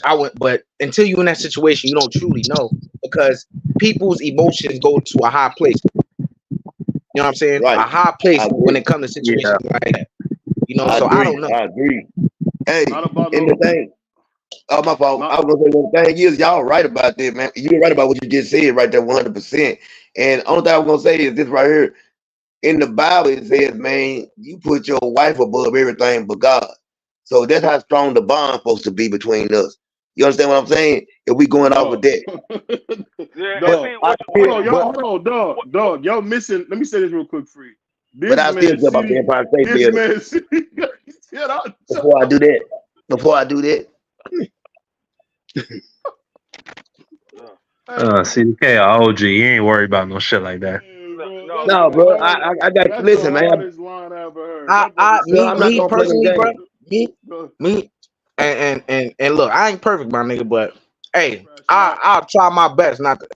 Look, I wouldn't do that to my friend at all, best friend of that. But for a person I don't know, I'll try my best to avoid some shit like that. I ain't trying to sleep with nobody wife and none of that shit. That is, bro, niggas get killed for shit like that in other countries. Well, here too. Somebody will kill you for it, man. Hey, let me ask you. I'm talking about niggas get killed. Niggas get killed and it's just fine. Niggas get away with that shit in other countries. Yeah, you're right. Well, let me say this, man. Let me say this real quick. And the CDK, you're a genius, bro. But the thing that's so funny is I don't think y'all understand. More wars, more dudes got to understand. You don't control no broad. If a broad say she leaving today, okay, that's all you can say. What are you gonna do? You gonna kidnap her? What are you gonna do? BVO, I think you missing it. Well, shit, some niggas might, BVO. No, BVO, I'm not talking about controlling a woman. If she decides she want to leave, yeah, she can leave at any given time. I'm talking about you walking in, seeing your wife having sex with your best friend, or you find out that your wife. I know.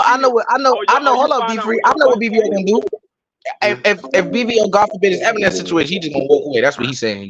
He just gonna go away. Yeah, he gonna walk away. Hey, BVO, hold on, BVO. This one way to sum it up, though.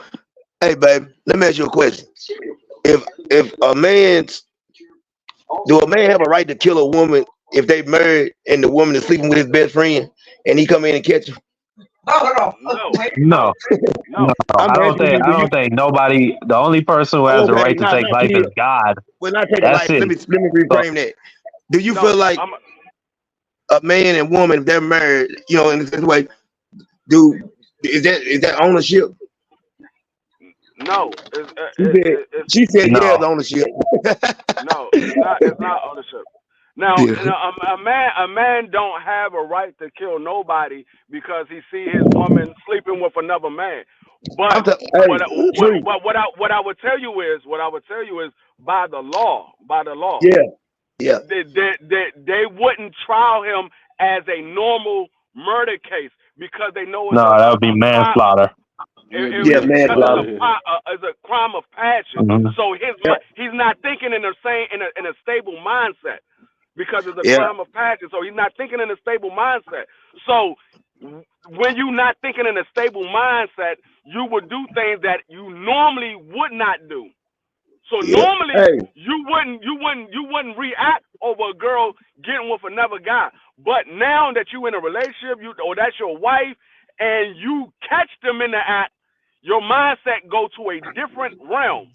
So you think differently than you normally would think. And that's what I'm talking about. When you in a relationship, yeah, we don't own these women. A woman don't own a man don't own a woman. You're right.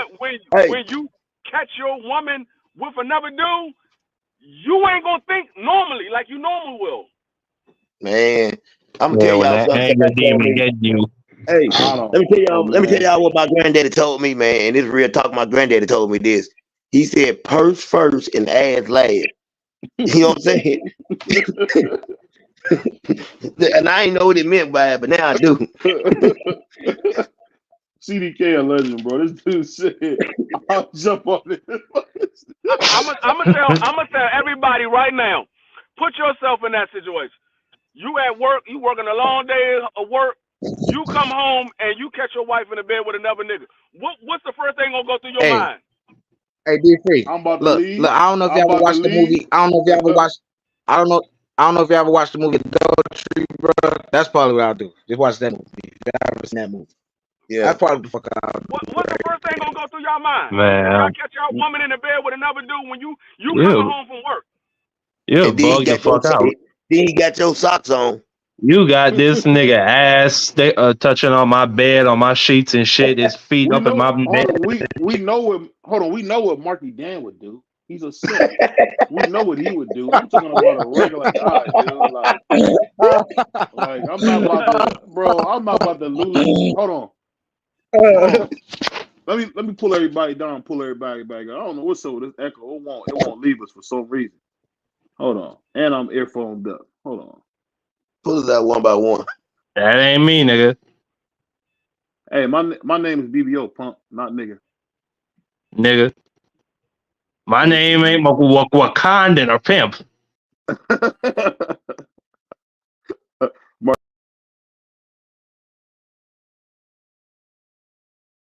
Hold on.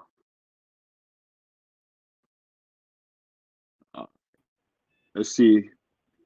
I brought everybody back up after you went all out. But what were you saying, Marky Dan? You said you were a pimp?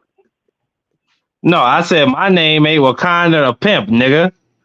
Oh, you are a Wakandan though. You are. But what is a Wakandan? Explain that to me, BBO. What exactly is a Wakandan? You. No. Give me. You said what the Wakandan you. You. That's a Wakandan you. Oh my God. Well, you a Latino, goddammit. Hold on. I'm not Latino at all. I'm a brother, man. You Mexican. You look a little Spanish, BBO. No, you gotta lay off them. Especially in the eyebrows and the forehead. Facts.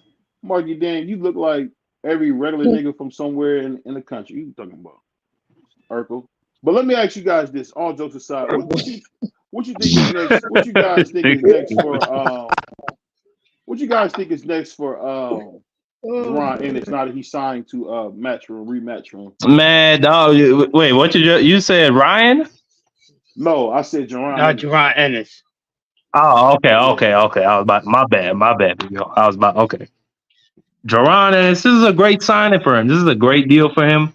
Like we were talking about earlier, fighters need to be more active. Eddie Hearn says he guarantees him 3 fights this year if Boots stays healthy. You know, which I don't know how they're going to work that out if he's fighting in August. So I guess that means they're going to have a fight in September and December or something, but whatever. Yeah, it's good. He's getting good money. Yeah. All right, man. I don't know. What you think? What you think, CDK and all? What y'all? Hey, I ain't gonna lie. I'm really excited to see what happens, but I'm just glad he signed with somebody and he can come out of purgatory. Now, I really do want to see the Ryan Garcia fight, I guess. But I don't think Ryan wants that fight because I feel like this right here. Now Ryan ain't stupid enough to let his Cadillac mouth overload his Volkswagen ass. He know not to play with Boots. You understand what I'm saying? He know Boots a different type of animal, and he know what's gonna come about with that. But I want to see him fight maybe somebody at 154. I think he should go ahead and go to 154, and that's where the competition is at. And he might get a Tim Zoo, Fundor. He can get some of those fights. That's where he should be at. I mean, yeah, it's a good move for Boots. I'm not even talking about the Ryan because Ryan ain't at 47. Yeah. But if he can get a unification at 47, that would be good. But if none of those champions want to fight him, go ahead and move up to 54 because that's where the money's at. The money's at 54.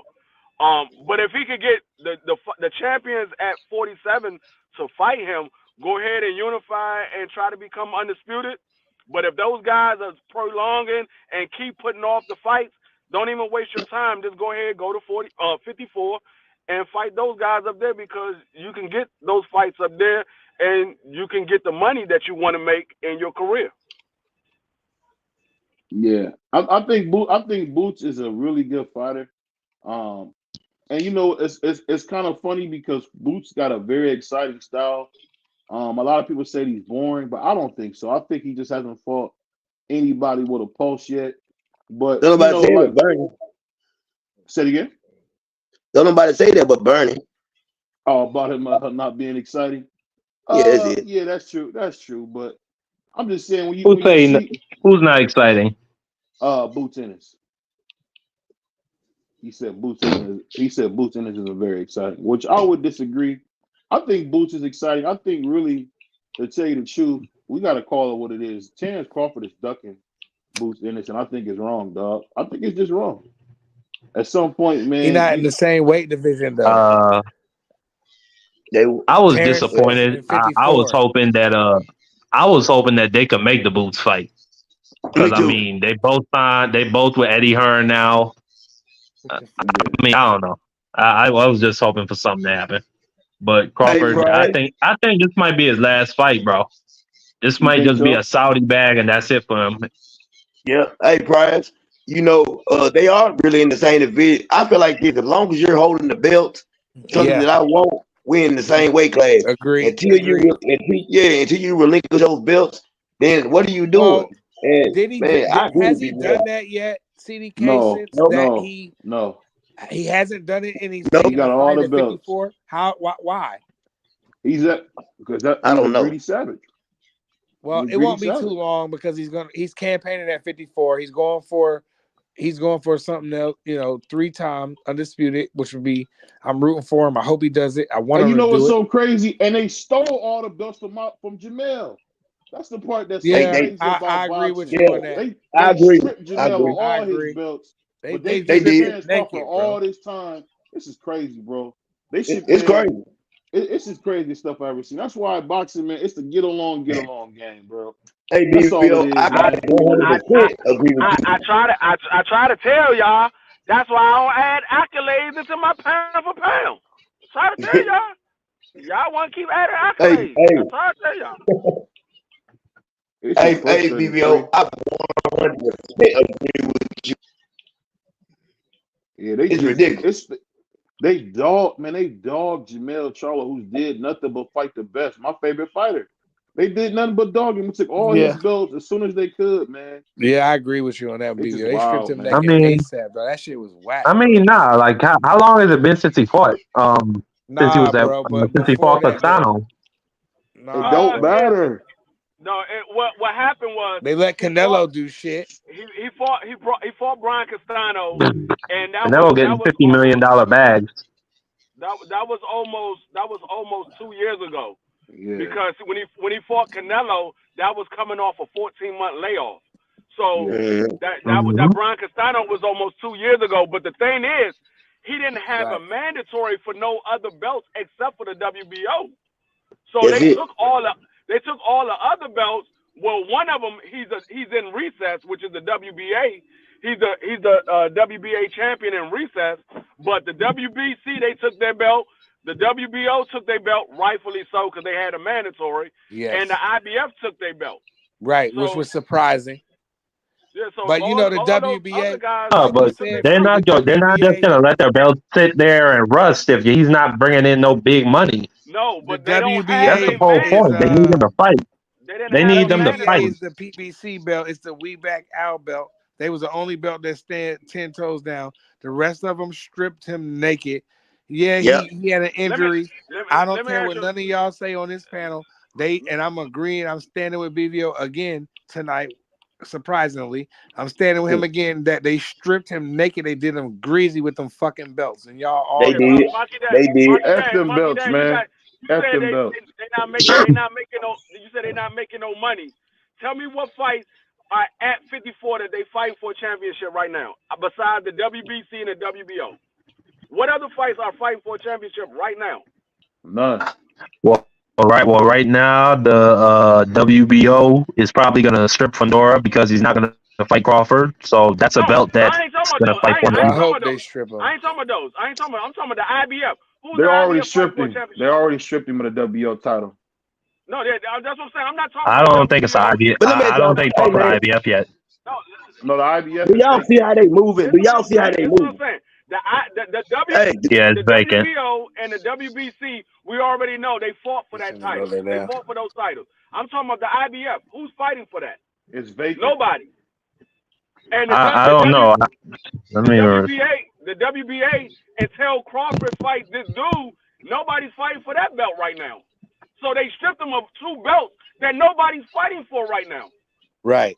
Stupid shit. It's because he's black, man. It's just that simple, man. Because he's black. Yep. The only belt that stands 10 toes is the WBA. The most But corrupted. you know, but they back. But they back. WBA is the most corrupted, but at least they standing like, you know what? Nah. Because, they've been backing the brothers the whole time. They've been backing Al Heyman the whole time. So they're not jumping ship. The rest of the belts, I was really shocked at the IBF that stripped them. That was unnecessary. Like, they didn't even know fucking mandatories, bro. Like, what are y'all doing, bro? Nobody even wants to fight for the IBF because of the rehydration clause alone. So it was just, you know what? It's just ridiculous what they do to Jamel Charlo. Jamel Charlo that was greasy, is dog. actually a great fighter, and because he's black, he get done wrong. But y'all don't talk about when a black fighter get done wrong. That's the part we that are. make We me talking sick, about man. it right now. I'm talking about people like Marky's racist ass. But if it's something about a Spanish dude, he got something to say. It's just ridiculous, bro. It's ridiculous, man. It's ridiculous, man. I don't mind what the WBA did. They put him in recess because he's not fighting. He hasn't fought in 2 years for that belt. They put him in recess. Fair enough. Okay, rightfully so. He's in recess. But the WBC, they didn't have a mandatory. They stripped him. The IBF, they didn't have a mandatory. They stripped him. WBO got it. The only two did the right thing was the WBA and the WBO. The WBO had a mandatory, so they stripped him. Rightfully so. The WBA, he's not they fighting right guaranteed now. him a fight, though. They guaranteed him a fight, though. No, but what I'm saying is I'm saying Mendoza guaranteed. The WBO did guarantee him a fight. That's what I'm saying. Rightfully so. He was a mandatory, so he was supposed to get stripped. You're a mandatory. You decide to go to 68. All right, we're gonna strip you and fight Brian Mendoza versus Tim Tszyu. That's the right thing to do. The WBA, you're not fighting right now. Okay, we're gonna put you in recess. The right thing to do. The WBC and the IBF, I don't know what they was thinking. I'll ask you guys this, and I definitely want to hear. This is the biggest troll account. I thought I blocked this motherfucker. Hold on. Let me block this dude. Hold on, y'all. My bad. Keep going. Cooking. My bad. I just seen somebody in the chat. I got a block. Hold on one second, y'all.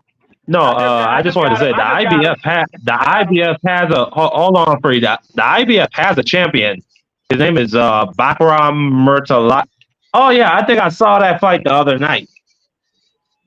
Bakram Murtalazayev. He's 22-0. He's Russian. So yeah, they got a champion. Who did he fight for a championship? He ain't fight nobody. They gave it to him. They gave it to him. No, I think he fought for it. I seen him fight. Well, let me ask y'all. Fight for the title. You seen him fight for interim status. That was an interim status he fought for. Yeah, that's probably no. You're probably right. No, they just gave him the belt. But let me ask y'all this real quick. What do you guys think about? It's official. Richardson Hitchens Africa has declined his mandatory status with the IBF. Why is nobody talking about him ducking Sergio Matias? He don't want to fuck with that weight. Not only, but what you fella realize is not only did he duck him, but he also ducked Devin Haney because he pulled himself out of the WBC rankings to fight for the IBF. The IBF title was on the line in that fight. Homie, X, is X still on this drawing? Is X still up here? Hell yeah. All right. If you hold on, let X get on this nigga Africa. Go ahead, X. Hold on. But yeah, this shit I'll try to tell y'all about, man. You know what I'm saying? BVO finally paying the attention, man. The man don't want the smoke, bro. He don't want the smoke. He talk all that talk. Hey, look, listen. You know, despite my personal feelings about the shit, I was gonna cook this. I was gonna cook anybody who did this type of shit, bro.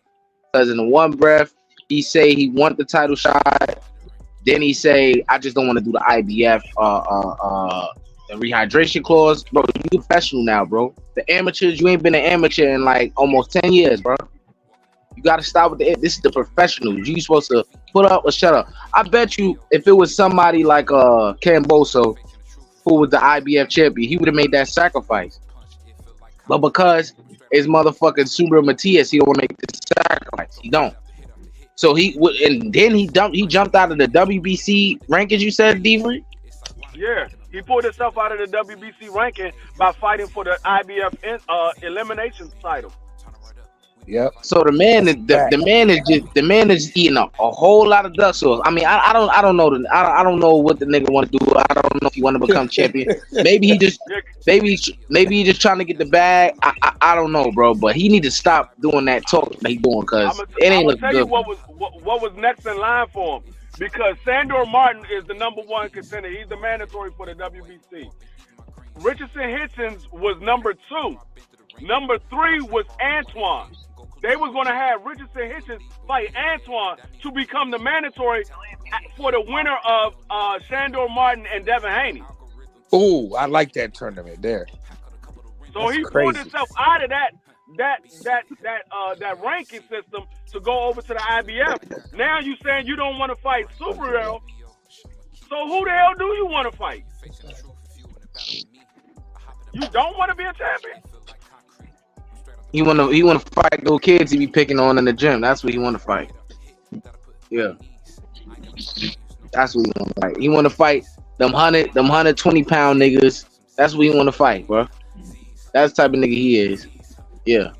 That nigga is a disgrace to Brooklyn. He wanna be on that X4 shit. He wanna be on that celebrity boxing shit. That's the weirdest nigga I ever come across. He wants the cameras to be on him, but he don't want to fight the tough niggas. I give more respect to my nigga B-Hop. Shout out to my nigga Lil B-Hop. You know what I'm saying? Prime time. That nigga got more heart than that nigga Africa, bro. Facts. Damn. Yep. And there that nigga. At the end of the day, niggas want to say whatever. You know, they ain't cool no more, whatever. But at the end of the day, that nigga still got more heart than niggas, bro. He put his money where his mouth is, nigga. He go in there. And he, you know what I'm saying? He don't get the victory. You know, he didn't get victory last time. What time before that? But that nigga went and he, you know what I'm saying? He took a tough fight, nigga. You know what I'm saying? Shit is crazy. Yeah. Like I said, I don't know who he wants to fight. X is in there. X is in there, so he knows. I mean, but I know X don't really care for Africa, so his. But you know why, BVO? Because he knows he's in there, and we not. Still, man. At the end of the day, man, Africa, a young nigga trying to make it, man. That nigga did sucker shit, bro, and you know it, and you said it, and everybody knows it, and He did sucker shit, and there ain't no coming back from it, bro. So don't try to give him the benefit of the doubt. He is a good fighter. I'm pulling for him. I would probably won't root against him unless he fight one of another American fighters. Maybe I would, but until then, I'm not rooting against him. We know he did sucker shit, and there ain't no coming back. And it's been a lot of guys. Ali did sucker stuff, man. I'm gonna tell you something. Ali had Joe Frazier helped pay Ali's bills, and he did nothing but disrespect him. So I don't want to hear about it. Everybody do sucker stuff, man. People are human. People make mistakes, dog. I don't think you should be held for you made one mistake. All of a sudden, you a sucker for life. It's ridiculous. It's ridiculous, bro. Well, he ain't no sucker for life, but he a sucker till he show he not a sucker. Exactly. Exactly. You cold-blooded freak. BVO could try to play it up like he defending this nigga or he won, bro. He know the real, my nigga. BVO is the same one that said that shit don't work on me, BVO is the same one that said Richardson Hitchens is a poor version of Devin Haney. That's what he is. That's a fact. He's a poor man's Devin Haney. Yeah. He is. I mean, that is a sad comp. But what is Devin Haney? Devin Haney's a former unified champion. That's something to beat. You know, just like who? No. I don't think Hitchens has ever been undisputed. I think you said Devin. Yeah, what? Bro, BVO. Devin Haney ain't never been unified. He's been undisputed. He was never unified. Yeah. What are you talking about? Devin Haney's never been unified. He's been undisputed. T.O. is 2000. Hold on. He wasn't unified at 140. What are you talking about, freak? I said Devin Haney has never been unified. He's been undisputed. He's never been unified. He's always held one belt, and then he became undisputed. He's never been unified. What are you talking about? You talking about when he was fight? It was only one belt on the line when he fought Ryan. What are you talking about? Every belt was on the line when he fought Cambosos.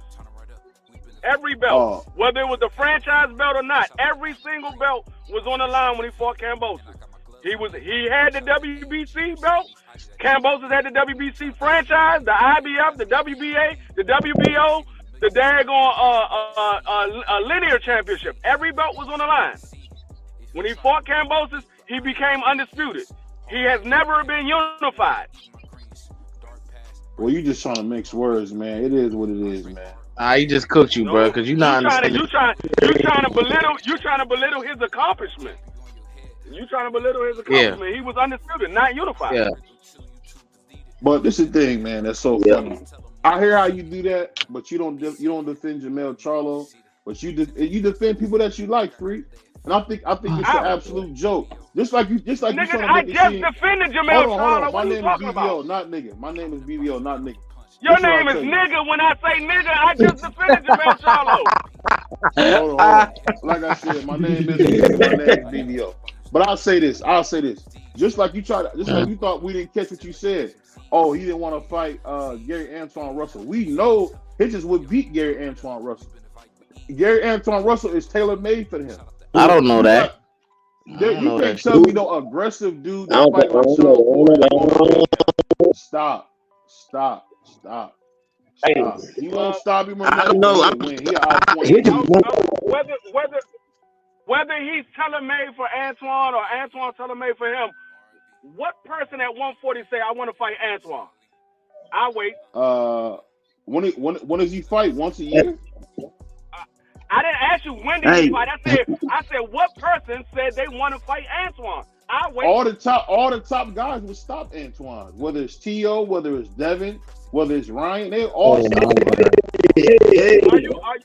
Are you gonna ask? You gotta fix your mic, brother. What person said they gonna fight Antoine? To lock your iPhone.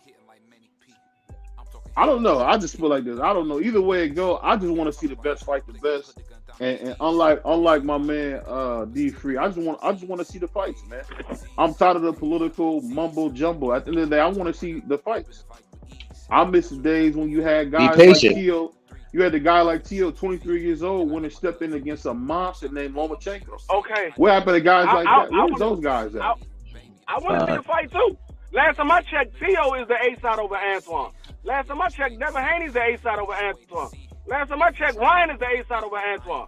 Last time I checked, Pitbull is the A-side over Antoine. Silvio is the A side over Antoine. All those guys are the A side over Antoine. Why they not sending him a contract? Why is he not fighting enough to be on the radar?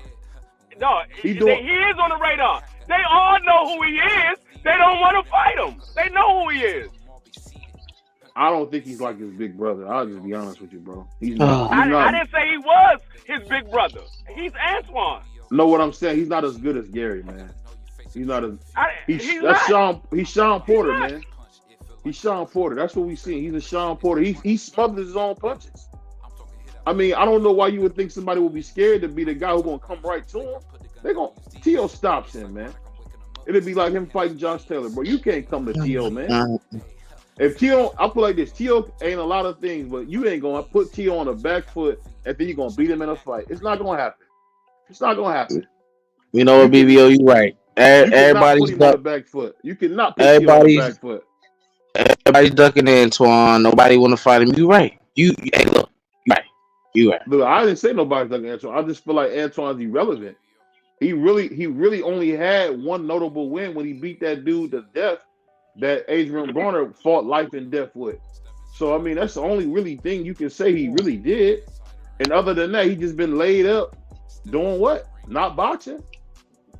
I don't know. I hold fighters accountable, man. These guys do not fight, man. It's just ridiculous. Oh, God. How many times? How you got Richard Torres, a damn heavyweight, fighting more? How you got Big Baby Anderson fighting more? You got all these young guns. You got what's his name? The kid from Norfolk. Keyshawn Davis fighting 3, 4, 5 times a week, a year, but we can't get Antoine to fight more than once. What are we talking about here? Look. You talking about how many times he fights, or are we talking about what fight you want him to have? Which one is your argument? You saying you want him to fight more, or you saying you want him to have the tough fights? Which one is you? I want to see him fight Salvador. I want to see him fight Salvador Martin. That's what I want to see him fight. I want to see him versus Salvador Martin. Who? You want to see him fight who? Salvador Martin. Is that his name? Sandor Martin. Sorry, Sandor Martin. Sandor, my bad. I had a freak. That's all right, BVO. Sandor Martin is not going to. He's not going to fight Sandor Martin because Sandor Martin is a mandatory for the WBC. He's fighting for the WBC belt now. He's not fighting Antoine. So you said what fight do I want to see, man? That's what I want to see him fight. Okay, you asking for a fight that can't happen because Sandor Martin is not going to fight Antoine. What about Barbosa who got that gift decision? What about him? It's a bunch of guys that Gary Antoine could be fighting. He's choosing not to. Tell us what it is. He don't want to fight. No, I'll tell you what it is, BVO, since you want to play these games. I'll tell you what it is.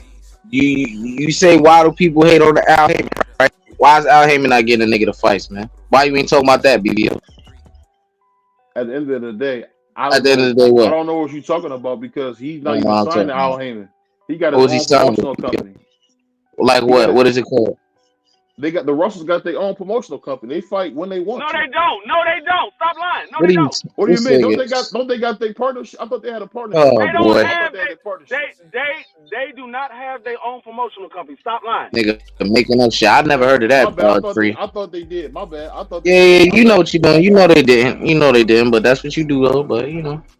Hey man, you one of the biggest haters in the game. So I understand you trying to come up with some. I just want to see the best fight the best. Right. Because you the same guy who told me. Hold on. X the same dude that told me Ryan Garcia was gonna lose to Devin Haney. Did all that capping. Oh, Ryan ain't got a chance. And then he go on there and beat him to death. What are you talking about? Put the man to bed. Gave him an allergic reaction to his punches.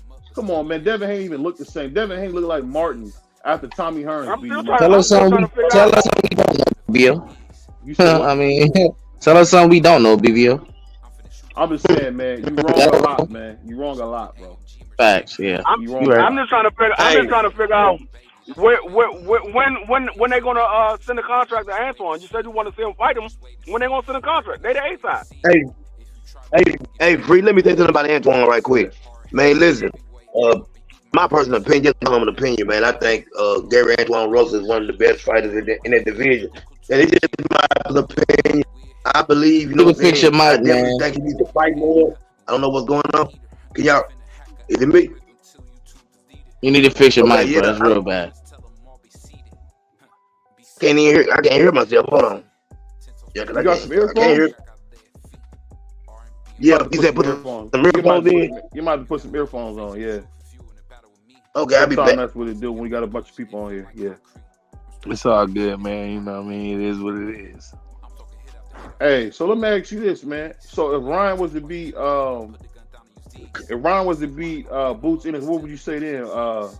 Prize, I know you're a big fan of Boots Ennis, man. What happens then? It's nothing. I'm not gonna say nothing because it's not gonna happen. So that would make Ryan the king of Philly, right? Man, he definitely won't be the king of Philly, but he definitely not beating no Jerron Ennis. Jerron Ennis is different, bro. He was smoking.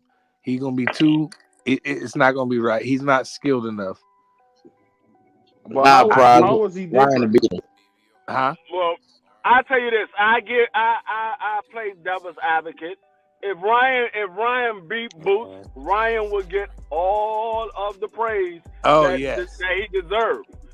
But they don't give him praise for beating Devin Haney. Who don't? No, I told you what was going to happen. Don't act like you don't know that D Free is the D Sedominus. I told you what was going to happen. The who? My man. D Sedominus. I told you what was going to happen. I told you. I predicted what was going to happen. Ryan came in off weight. They said he was going to be too big. They were going to say he was a weight bully. I told you what was going to happen. It's just funny, man, because the whole Alphabet gang told us that Devin Haney was Black Jesus. And then he get beat to death. All of a sudden, that all changed. I thought he was Black Jesus. What happened? That's why I told you he should have came in on weight. He would have got full credit if he'd have came in on weight and he did what he did to Devin Haney on weight. He would have got full credit. It wouldn't have been nothing nobody could say about anything. And he would have got the belt.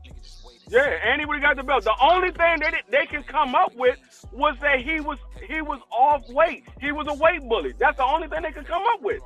They can't give you a reason why Devin got rocked in the first 30 seconds of the fight. They can't give you no reason why that happened. They can't give you a reason why Devin got dropped 5 times and he's supposed to be the superior boxer. The only thing they can give you is Ryan Garcia was a weight bully. So that's what I try to tell you. If the man would have came in on weight, he would have got full credit for the fight. So he don't get no credit for beating a dude who was pound for pound. I think that's crazy. I didn't say he don't. I didn't say he don't get any credit. I gave. But I've been hearing people. I've actually seen somebody. I've seen a guy, a weirdo, put Devin Haney is Devin Haney still the face of boxing. I actually seen a weirdo put that out on YouTube. I can't think of the weirdo's name, but I'm just saying, like, that's crazy. That's crazy to even say, right? Whether somebody believes Devin Haney's the face of boxing or not, my whole thing is that's neither here nor there.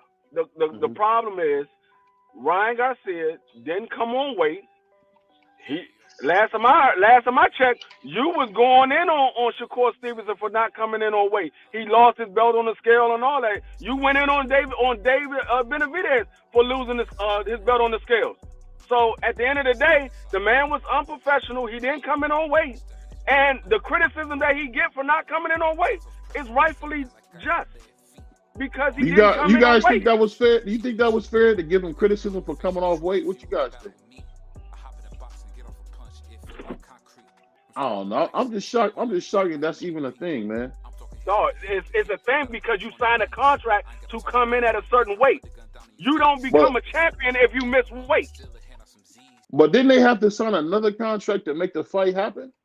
No. All Devin had to do was say, yeah, I still fight him. They didn't have to sign another contract. The contract was already signed.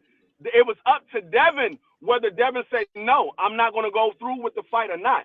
Devin chose to go through with the fight. He said the fans wanted to see the fight. I'm going to go ahead and go through with the fight. So it was up to Devin. It had nothing to do with Ryan Garcia. Ryan already missed weight. It was up to Devin. Devin just had to agree to go through with the fight. If Devin chose to not go through with the fight would have never happened.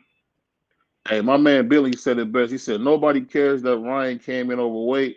Unprofessional, yes, but we still saw someone get beat to death. Look at Billy talking like BVO. Salute to my man Billy.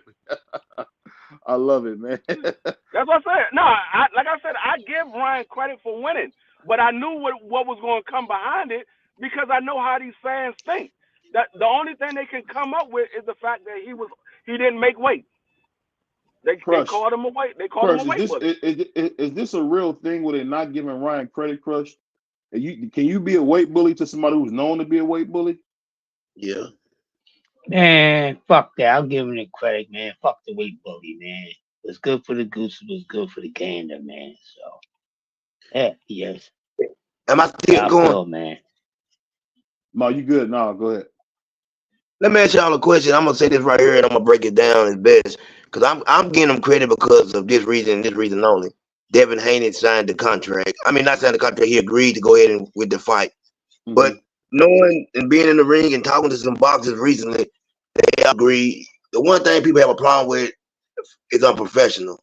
You know what I'm saying? We agreed to terms, and I listened to Regis Pro say something about Devin Haney weight bullying him. But this is the thing that people are not thinking about and taking into consideration. Devin Haney still made weight when he got on the scale to fight Regis. He came in at 140. That's the difference, and that's the problem a lot of people have. And it's just being real. Whether you want to give Ryan credit or not, he signed the contract to come in at 140 pounds. He didn't. It's unprofessional. Goldenboy and Derrick James, and they all knew that he was going to make weight. The proper thing to do would have been for them to tell Devin, it's not going to be for a title fight. Let's make this thing at 143. I can't make 140. It would have killed any kind of doubt.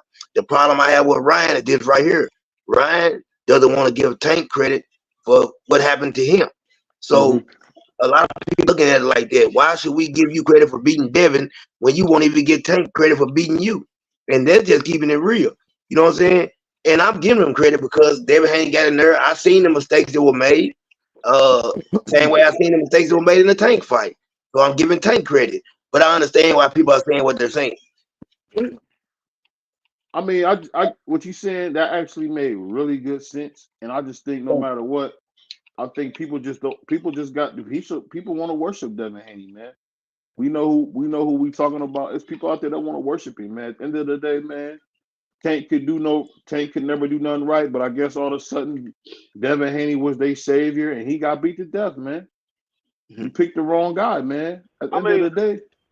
And I'm gonna be honest with you, Ryan is still not that good. Because he's unprofessional.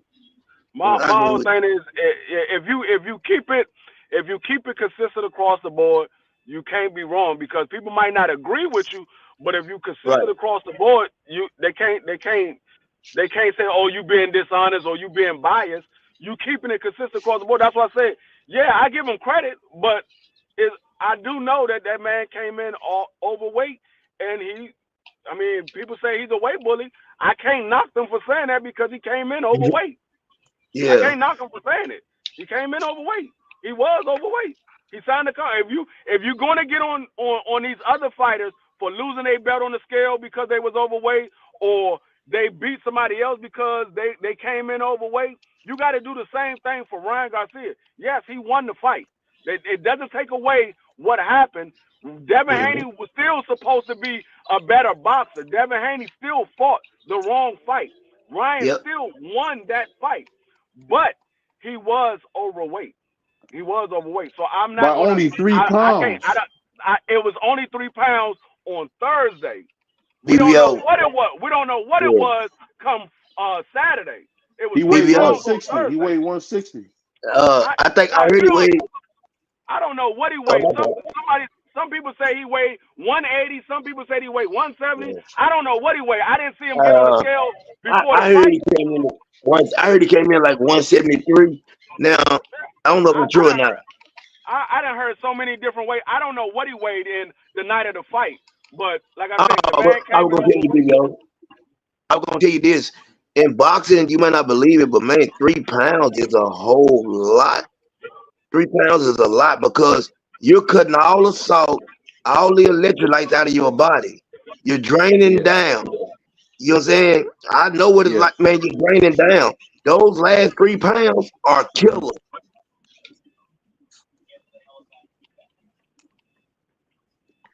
But I mean, you could be right because I think it was Tim. Was it Tim Witherspoon that I got a chance to talk to? Yeah. He said that he liked when guys came in overweight because he was a small heavyweight and he didn't care if a guy came in at 250, 260. He liked to F him up. Because he could move. I guess it's just weird, man. Go ahead. Go ahead. Yeah, No, I mean, if you look at Shakur told you he came in. I think it was like 1 pound overweight, and he told him, he said, I can't do it. He said, I didn't already use the bathroom, and my urine came out like a sports drink. I can't do it. And so he already knew he drained himself down as far as he can go. So when you gotta drain yourself down those extra 3 pounds, if you're not used to being at that weight, like Ryan never fought at 140. He fought below 140 and he fought above 140. He never fought at 140. So if he knows he cannot make 140, he already said it after the fight. I can't make 140 no more. I can't make it. That's why I didn't lose the 3 pounds. My last 2 fights was at 143. I can't make 140. He knew he couldn't get down to 140, but he used that to his advantage. I'm just going to go 3 pounds above because what I didn't know, and this was told to me later, what I didn't know was if you're 2 pounds and below, they're going to force you to make you lose that weight. If you don't, then the fight is off. But if you're 3 pounds and above, you don't have to lose that weight. It's up to the other fighter whether they're going to continue to fight or not. I didn't know that. Hey, you know what, BVO too? I ain't gonna lie to you. If I would have been, Devin Haney, I probably would have made him give him the 3 hours and made him lose that weight. And I'm gonna tell y'all something else people not taking into consideration. Devin Haney, before the fight, was walking around at like 180 pounds. He had to kill himself to make weight. So when you're in the ring, he in the ring. Now Ryan is strong, but if Ryan would have dropped down to 142, just say for instance, if you think Ryan's shots would have been as hard as it was, he would have had that power if he had to come down to 140, kill himself to make that weight. No, he wouldn't. He wouldn't have been able to come down. You're right. No, but see, the thing is, CDK, Devin couldn't make Ryan lose that weight because if you're 3 pounds over, they don't force you to lose that weight. No, he couldn't. My fault. I'm sorry. No, he couldn't make him lose it, but he didn't have to fight him. What I'm saying, he could have fought Arnold Barboza. Yeah, he could have. He could have fought Arnold Barboza. But then again, if he turned around and fought Aaron Barboza, what would the fans have said? What would the fans of Ryan Garcia and the fans of the people that don't like Devin Haney, what would they have said? So, he know that, and you right. It's a catch 22. So yeah, he took the fight and he fought the wrong fight. I still don't believe the weight had a huge part in him losing because he just fought the total wrong fight. I think if Ryan would have been on weight, and Devin fought the way he fought that night, I think he still probably would have lost. I do too, but I agree with you, but let me ask you this though, and I'm gonna put it out there like this because I'm telling you, this is something, man, that people are not looking at. We looking at Devin fighting the wrong fight, and he did fight the wrong fight. But what I'm telling you is, if Ryan would have had to come down to 140, or is Devin able to take those shots? Is the power the same? I don't believe the power's gone. Yeah, you're right. You understand what I'm saying? I'm breaking it down to you, man. It might have been gone because, yeah, he would have came down to 140, but he would have rehydrated by fight night. But it's not the same. He might wouldn't have had. See, the thing is, Ryan, when you drain yourself, you lose your stamina, you lose the movement in your body. You don't move as fluid as you would. You don't have the stamina. You don't have the stamina that you normally have. Now his power would have still been there. Would it have lasted the whole fight? We don't know because you lose the stamina. Well, there's a thing, Free. Your power might be there, but it might. I'm telling you, I've cut down from 15 pounds and I've cut down from 8 pounds. I know the difference in cutting weight. I'm telling you, it makes a big difference in strength and power. Yeah, strength. Yeah, but power is different. Power is God given. Power is God given, but I'm telling you, like what I'm saying is, there's more weight behind the shots. He wouldn't have probably hydrated up the way he hydrated up to. You know what I'm saying? There's a lot of things that come into play. I'm just throwing it out there for BVO is why fans are saying. You see what I'm saying, BVO? Yeah. I'm just throwing out everything. Yeah, I'm just throwing everything.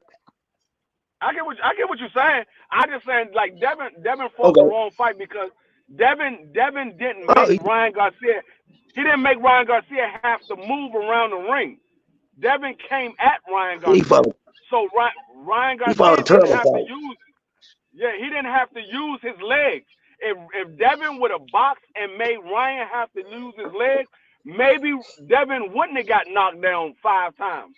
Maybe he would only got knocked down once or twice. Right. But he didn't make Ryan have to use his own stamina. Ryan, and if you look at it, at the end of that fight, Ryan was tired and he didn't even move. He was tired as hell. Yeah, he wasn't even moving like that. You know why he was tired? And y'all know why he was tired. But Devin Haney, all the pressure of trying to move up the tank. He wanted to beat him. He wanted to go in there, put on a great performance. He didn't want to go out there and say, well, Ryan went 12 rounds with him. In the back of his mind, he was worried about what Tank done. And that's what happened. He went out there and fought a stupid fight. He don't got that type of power to be going. You know what I'm saying? I don't understand it. It was crazy game plan. If that was the game plan, it was the worst game plan I've seen in the history of boxing, in my mind. Yeah, I mean, like I said, he was tired as hell. So if Devin would have made that man fight the smart fight, I mean, Devin probably would have boxed circles around Ryan Garcia, but he didn't. So I mean, he had to live with his results, his game plan that they came up with. It didn't pan out for him this time. I think it was Devin Haney boots. I think Devin Haney them boots wouldn't let him dance. Let me say this real quick. Right? I think when y'all speak on the extra pounds or whatever, I think it kind of take away from the reality. I still think his chin is still that fucking question. So it kind of like discredit Ryan's power. You understand what I'm saying? And then when we talk about draining, so I thought about something a little deeper. Maybe it makes sense and maybe not. So with draining, your resistance is low and stuff like that. So Devin was draining himself at 35. So the times that when the drainers start kicking in, his punch resistance should have been the same exact way that it was with Ryan. But maybe because some guys don't hit as hard, but you don't have to hit as hard if a guy is draining himself. So now that Devin is draining muscle, he's draining muscle off him. So of course it's not going to be far as the body, but still his chin always been a question. We seen him get rocked by Linares. If Linares was a couple years younger, wasn't as war beat up, he probably would have went down. So he don't have the best chin. I'm not saying he's the chinniest guy. He don't have the best chin. And that's the biggest flaw that he has, because he has a good skill set. But his biggest weakest out of his holes is that fucking chin. And then if he don't protect it, it's going to get rocked again. I don't give a fuck if somebody's on weight or not. So it kind of sounds like it discredits the fact of the reality of that, because a person's chin is their chin. Your chin resistance is your chin resistance. You understand what I'm saying? So it kind of like discredit that. Go ahead, bro. Let me ask you a question, Crush. Now, saying this, I tell people this too. We've only seen Devin Haney hit the mat against one person. So when people say that his chin ain't that great, we are also discrediting Ryan punching power. You see what I'm saying? It can work both ways. Ryan punches very hard. We know that. What I'm saying is this right here with Devin Haney. We all know he fought the wrong style. We can get that out the way. Devin Haney, I don't think he's chinny. I think when you're losing that type of weight, I tell you what you do.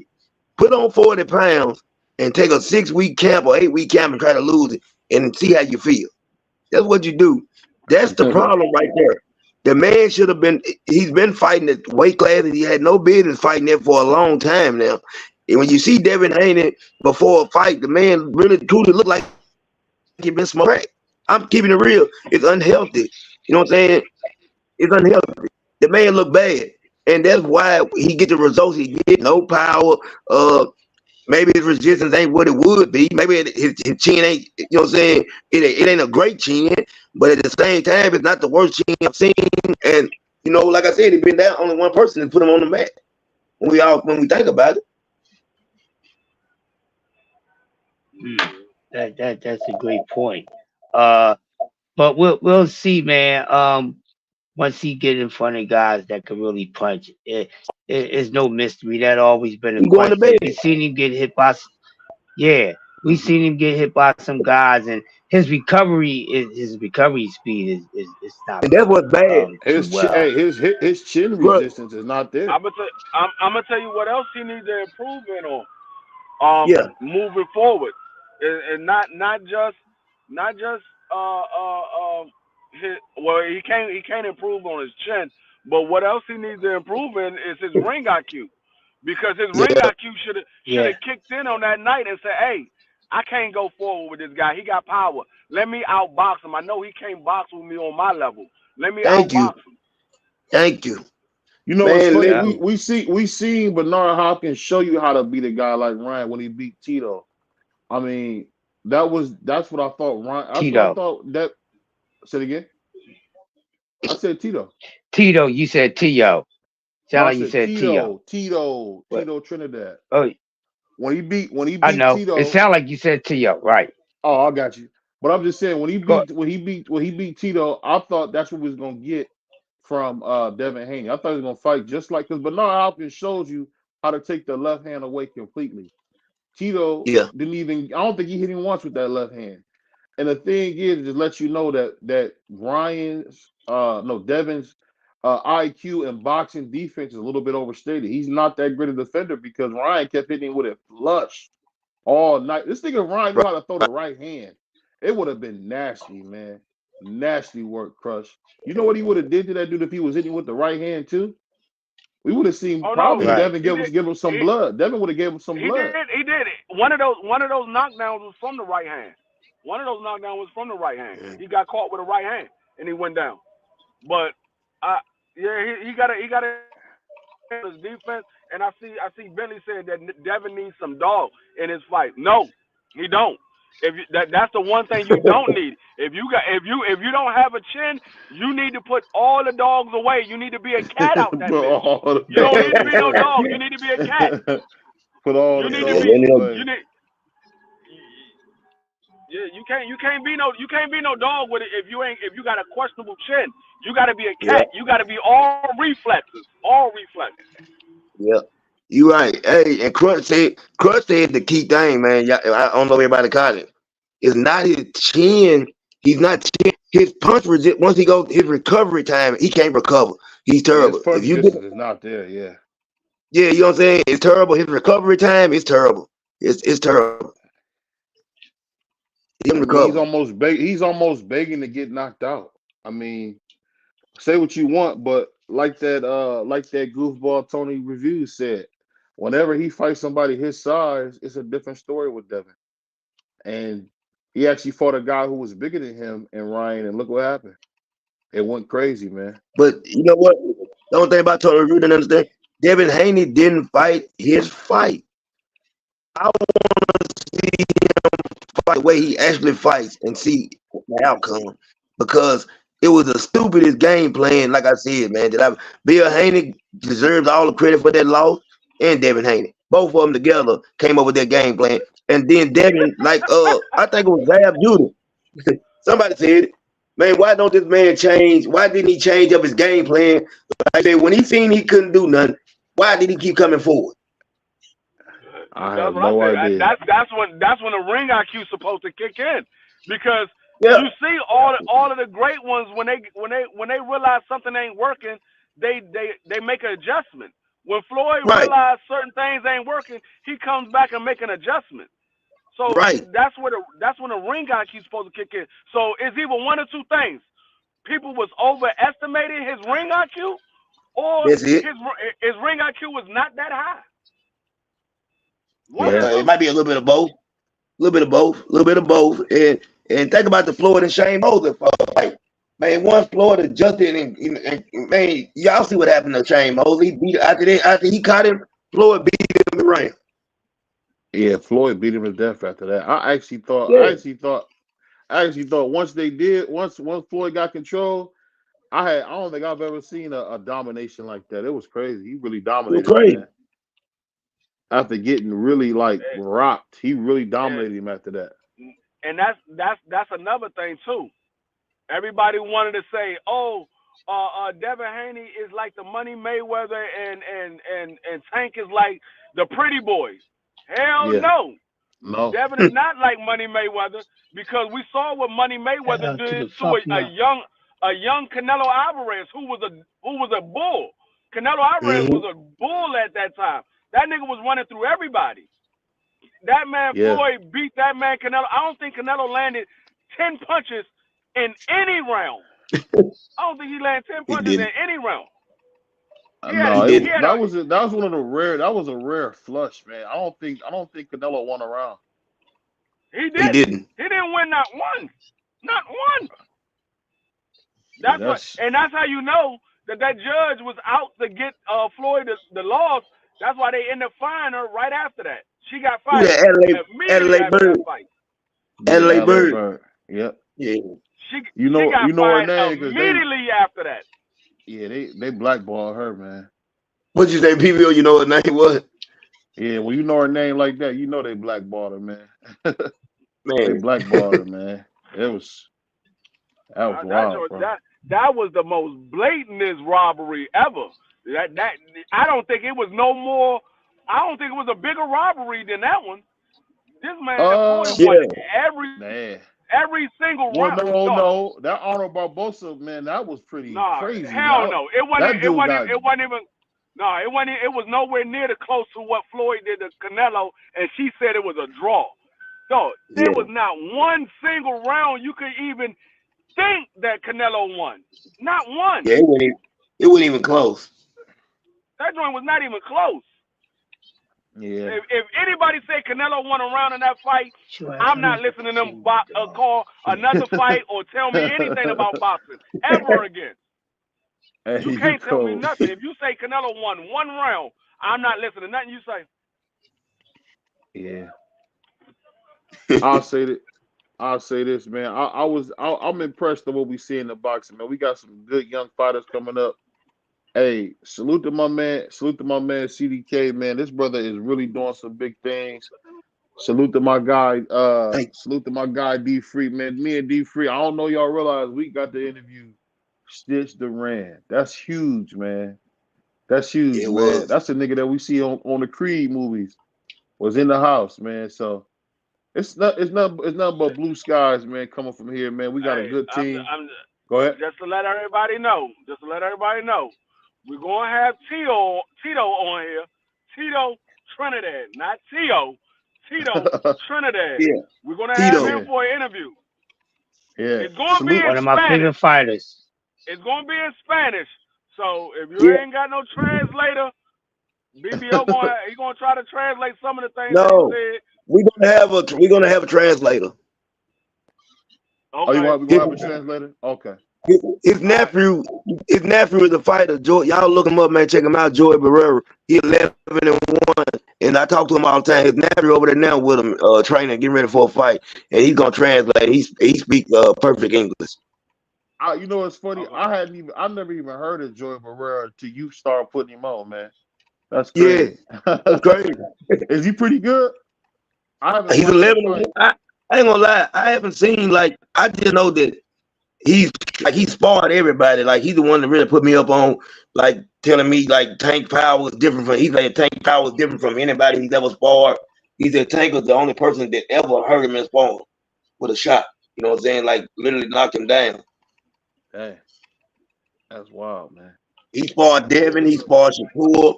He sparred Sabrina Matia. He sparred everybody. I think Sabrina Matias is very overstated. I don't think he's all that good, man. I really don't. Yeah. Sabrina Matias, like I said, he's a modern day Regis Prograis. He doesn't have the boxing skill. He's all dog with power. He's a modern day Regis Prograis. Regis Prograis in his prime part of his career, he was all dog with power. Yeah. Cibrio is a Regis Prograis 2.0. That's and what y'all, he is. Let me ask you. Go ahead. My bad. Go ahead. Oh, and guess what question I asked him? I said, since you sparred Mattia and you sparred Tank, who is harder? He said, man, it's not even close. He said Tank main power was different. I'll just say this, man. I want to get y'all. I want to get y'all's opinion on this final thing. I'm gonna start with my man Crush the Legend. Crush, what did you think about that kid disrespecting DK Metcalf like that? What did you guys think about that? I didn't see it. I ain't hear too much about it. What's going on with that? What happened? So DK Metcalf went to go visit a high school, and the kid walked up. Some nobody kid walked up to him and said, "Oh, I know how to stop you." And he said, "Do you play football?" He said, "I do." He said, "Well, how do you know somebody can stop me?" He said, "Because I seen your film." And you know what DK Metcalf said to be very classy was, "I hope you have a good career, man. I hope you have a good career. I'll see you at the top." And then he left. But I just want to know what you guys think about these young kids being so disrespectful to these athletes. We've seen it with Cam Newton, where he was beating people like a rag doll. I mean, what's up with these young kids being so disrespectful to people that's already in the league? What you guys think? I don't think it was disrespectful. I think the kid just believed in himself that much that he believed he could stop him. He saw the talent that DK Metcalf got, because DK Metcalf is not a real great route runner. He's pretty much a straightforward runner. He'll make one move and then he's gone. He's not a real great route runner. So was Randy Moss. So was Randy Moss. But see, that's the thing. I think they realized, okay, he doesn't run great routes. I can stop him. What they fail to realize is DK Metcalf, not only is he's a big wide receiver, but he's fast too.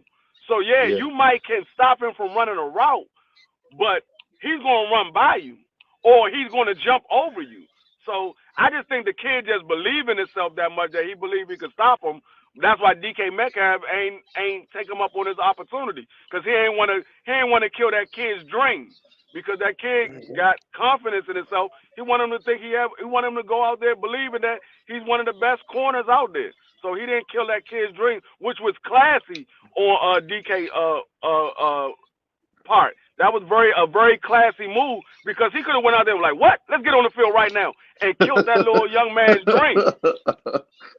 Right. Facts. I just thought that was just so corny for the kid to be disrespectful like that. Go ahead, my bad. I think he was just displaying that he got confidence. I don't think he's being disrespectful, and I think Medicare kind of respect that. Just to add on to what D3 was saying, that's why he didn't take it personal. That's what I said. I see you there, and then when you get there, it's a whole different thing. We're gonna see what you built like. So, yeah, it wasn't nothing wrong with it. It don't seem like he went at his neck. He just said, "Hey, man," and that's just him showing his admiration for Metcalf too. So, hey, man, it wasn't nothing wrong with it, man. It depends on your attitude. So, Crush, no, I don't want politically correct, Crush. I want the real Crush. If you doing something for some kids, Crush, and a motherfucker, if you buy kids some pop and juice, and they say, you know what, hey, Uncle Crush, why don't you get no ice cream, motherfucker? You gonna be cool with that? That's what that was. Yeah, I'm gonna be cool with that, because I'm gonna give him a cool slap in his motherfucking mouth for talking to me like that. Then he gonna need some ice cream to cool the hot off his damn lips after getting popped. That's what's gonna happen. Yeah, for real. I don't think it was disrespect. I don't think it was disrespect, or the kid meant it as disrespect. I think the kid believing in his game, and I believe, it would have been me. I would have been proud to see a young man that got that type of confidence. You know what I'm saying? Now, in the Cam Newton situation, man, that was a different type of situation. I've seen different type of kids in camp, and man, it is a lot of disrespect out there. And I always say, man, if you don't say correct him in the playpen, correct him in the playpen. So that's what I be looking at, man. There's a lot of kids out there, man, that really do need some correction, but I think that was a different situation. Hey, all I can say is I guess I just don't understand, man, to have a pro come around you and I don't know, man. I don't know if y'all see it how I see it. Just to have a pro come to you and you get to watch a pro perform. Why would you, like, when I was a kid, I got to meet Orlando Pace. You think I would ever disrespect Orlando Pace? I was just thanking God that he was doing a camp for free. That's all I'm saying. Yeah. You should be grateful that these guys even coming to do a camp, man. Like that's just, I mean, that's just me. no, I mean, then again, you also got to know too. Nowadays, for these kids to get those scholarships, these college coaches want you to have video. So if he had a video showing that he was able to shut down DK Metcalf, you know how big that would be on his college video. To try to get into these colleges, he send these out to all of these different colleges. Say, hey, I was able to shut down DK Metcalf.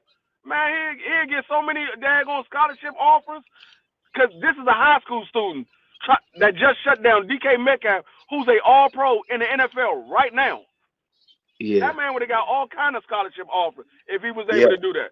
So that because I know that because my son was trying to get a scholarship to play basketball, and they was like, do y'all got any videos on him? We were like, yeah.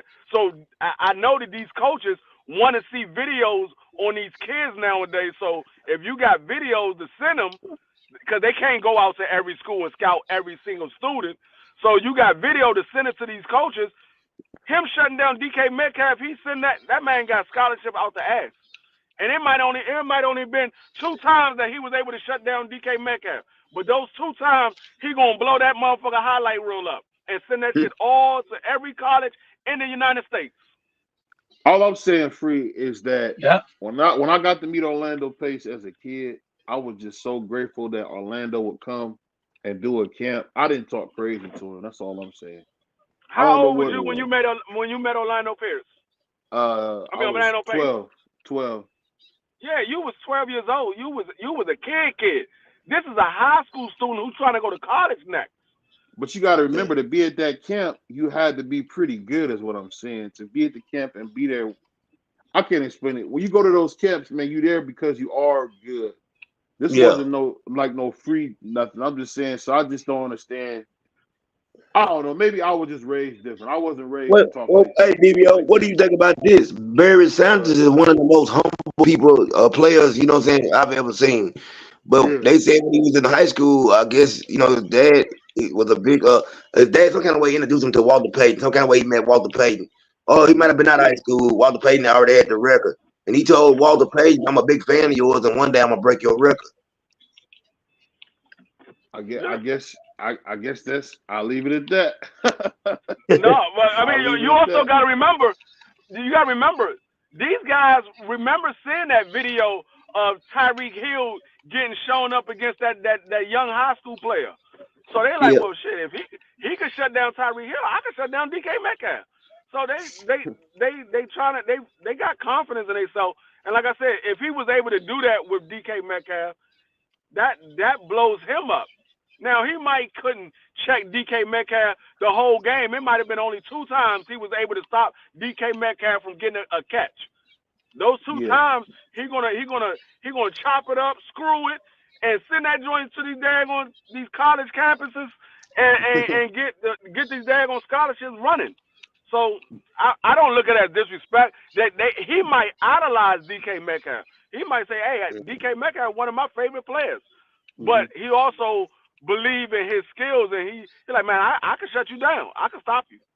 And I mean, it is what it is. I mean, if he get the opportunity, it's up to DK Metcalf where he give that kid the opportunity. He might say, okay, you said you could shut me down. Let's go out here and play. I didn't want to do it in front of your friends, but we can go out here one-on-one right now.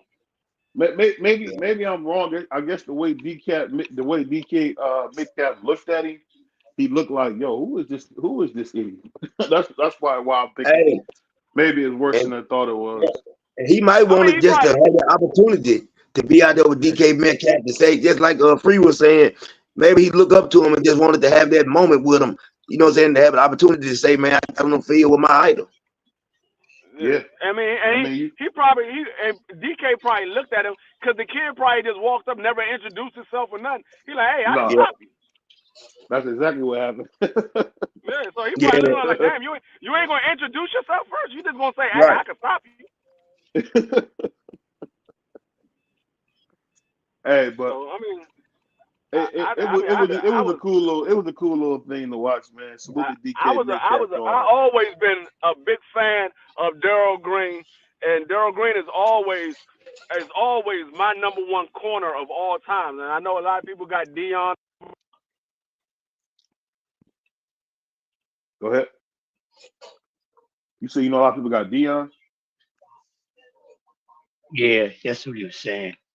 Yeah. I got Prime, Dean, Darryl Green, Dean, Rod Wilson. Those my top three. Well, and Charles was the fourth. Those my guys. Yeah, I like Rod Wilson. He don't get enough credit. He was nice. Wasn't he a safety before? Yeah, Rod Wilson is nice. Yeah, Rod Wilson was great.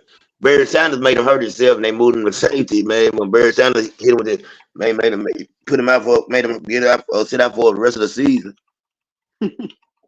Yeah, Barry Sanders. Him when he got here for 10 years, man. That's it. That's crazy. That dude was different. I think he was the most talented running back ever. Oh yeah, in my humble opinion, without a doubt. I don't even think it's close, man. I just, my personal opinion, 4 seasons over 1,500 yards, the only running back to ever do it. 2,000 yard season, and coming out of college, 2,628 Oh, you a Lions yards. fan? That makes sense. You a Lions fan? I just remember that. 2,628 yards coming out of college, 37 touchdowns in a season, one season. I don't think they give him enough credit. I don't think they give him enough credit for what he done in college when they bring up the best college football players ever. Because he had the best season ever as a running back. Yeah, but I think Ricky Day was a little bit more impactful. That's all. Maybe because they played longer and Barry just, because you had Thurman Thomas in front of him. Barry was a freshman. Then you know what I'm saying? He didn't really get his shot to his sophomore year. Right. So that's where, Ricky Williams was Ricky Williams immediately. Yeah. Yeah. But you know what the coach? But do you know what the coach said when they played and Thurman Thomas had to sit out, and that coach was like, "Hey man, this running back right here, he's better than Thurman Thomas." Oh yeah. See, that's back in the old days. They used to respect guys. If a guy had his spot, he would get a chance to get it back if he came off injured. Yep. But we've been on here a while, y'all. We're gonna come back. We're gonna be back Monday. I don't know when my man Crush gonna do his donuts and coffee, but we bringing donuts and coffee back, and we got my man CDK doing. Me and CDK gonna be doing more together. So, like, comment, subscribe, follow my man CDK Boxing, follow BVO Boxing, and hey, keep hitting the comments. We want the donuts and coffee back, man. Let my man Crush know we want the donuts and coffee back. He holding it back. I don't know why he won't. Well, let's get our show back. I like donuts and coffee. And them donuts don't be stale neither. They be fresh. They be fresh. Hey, that's what's up. Appreciate that. Yeah, he be having them good glazed donuts from Krispy Kreme. The ones you put in the microwave for 2 minutes, for 2 seconds, and they on. Yeah, they the ones right there, baby. Hey, Krispy Kreme, I don't care what nobody says. They got the best donuts, man. They ain't messing around. The Krispy Kreme got cracking donuts, dog. Them joints is addictive. I want a box right now. Hey, I done see cats go get a whole box of glaze and tear the whole glaze box down. So I can do it. They done came out to DC. They done came out to DC and put Krispy Kreme donuts out this bitch. Dog, them motherfucking lines be across the street. Damn. Wow. Be long as hell out this joint. Yeah, because they started out here. They started in Akron, Ohio. So, it ain't no big deal. But I heard about people with the long lines in LA, DC, Atlanta. Yeah, we've been having one since I was a little kid in Tennessee. We've been having the Krispy Kreme for a long time. Yeah. But I love they've been here in Philly for a minute too. But we out of here, man, and hopefully Ryan fights Boots so he can become the king of Philly, man. And we go. Peace.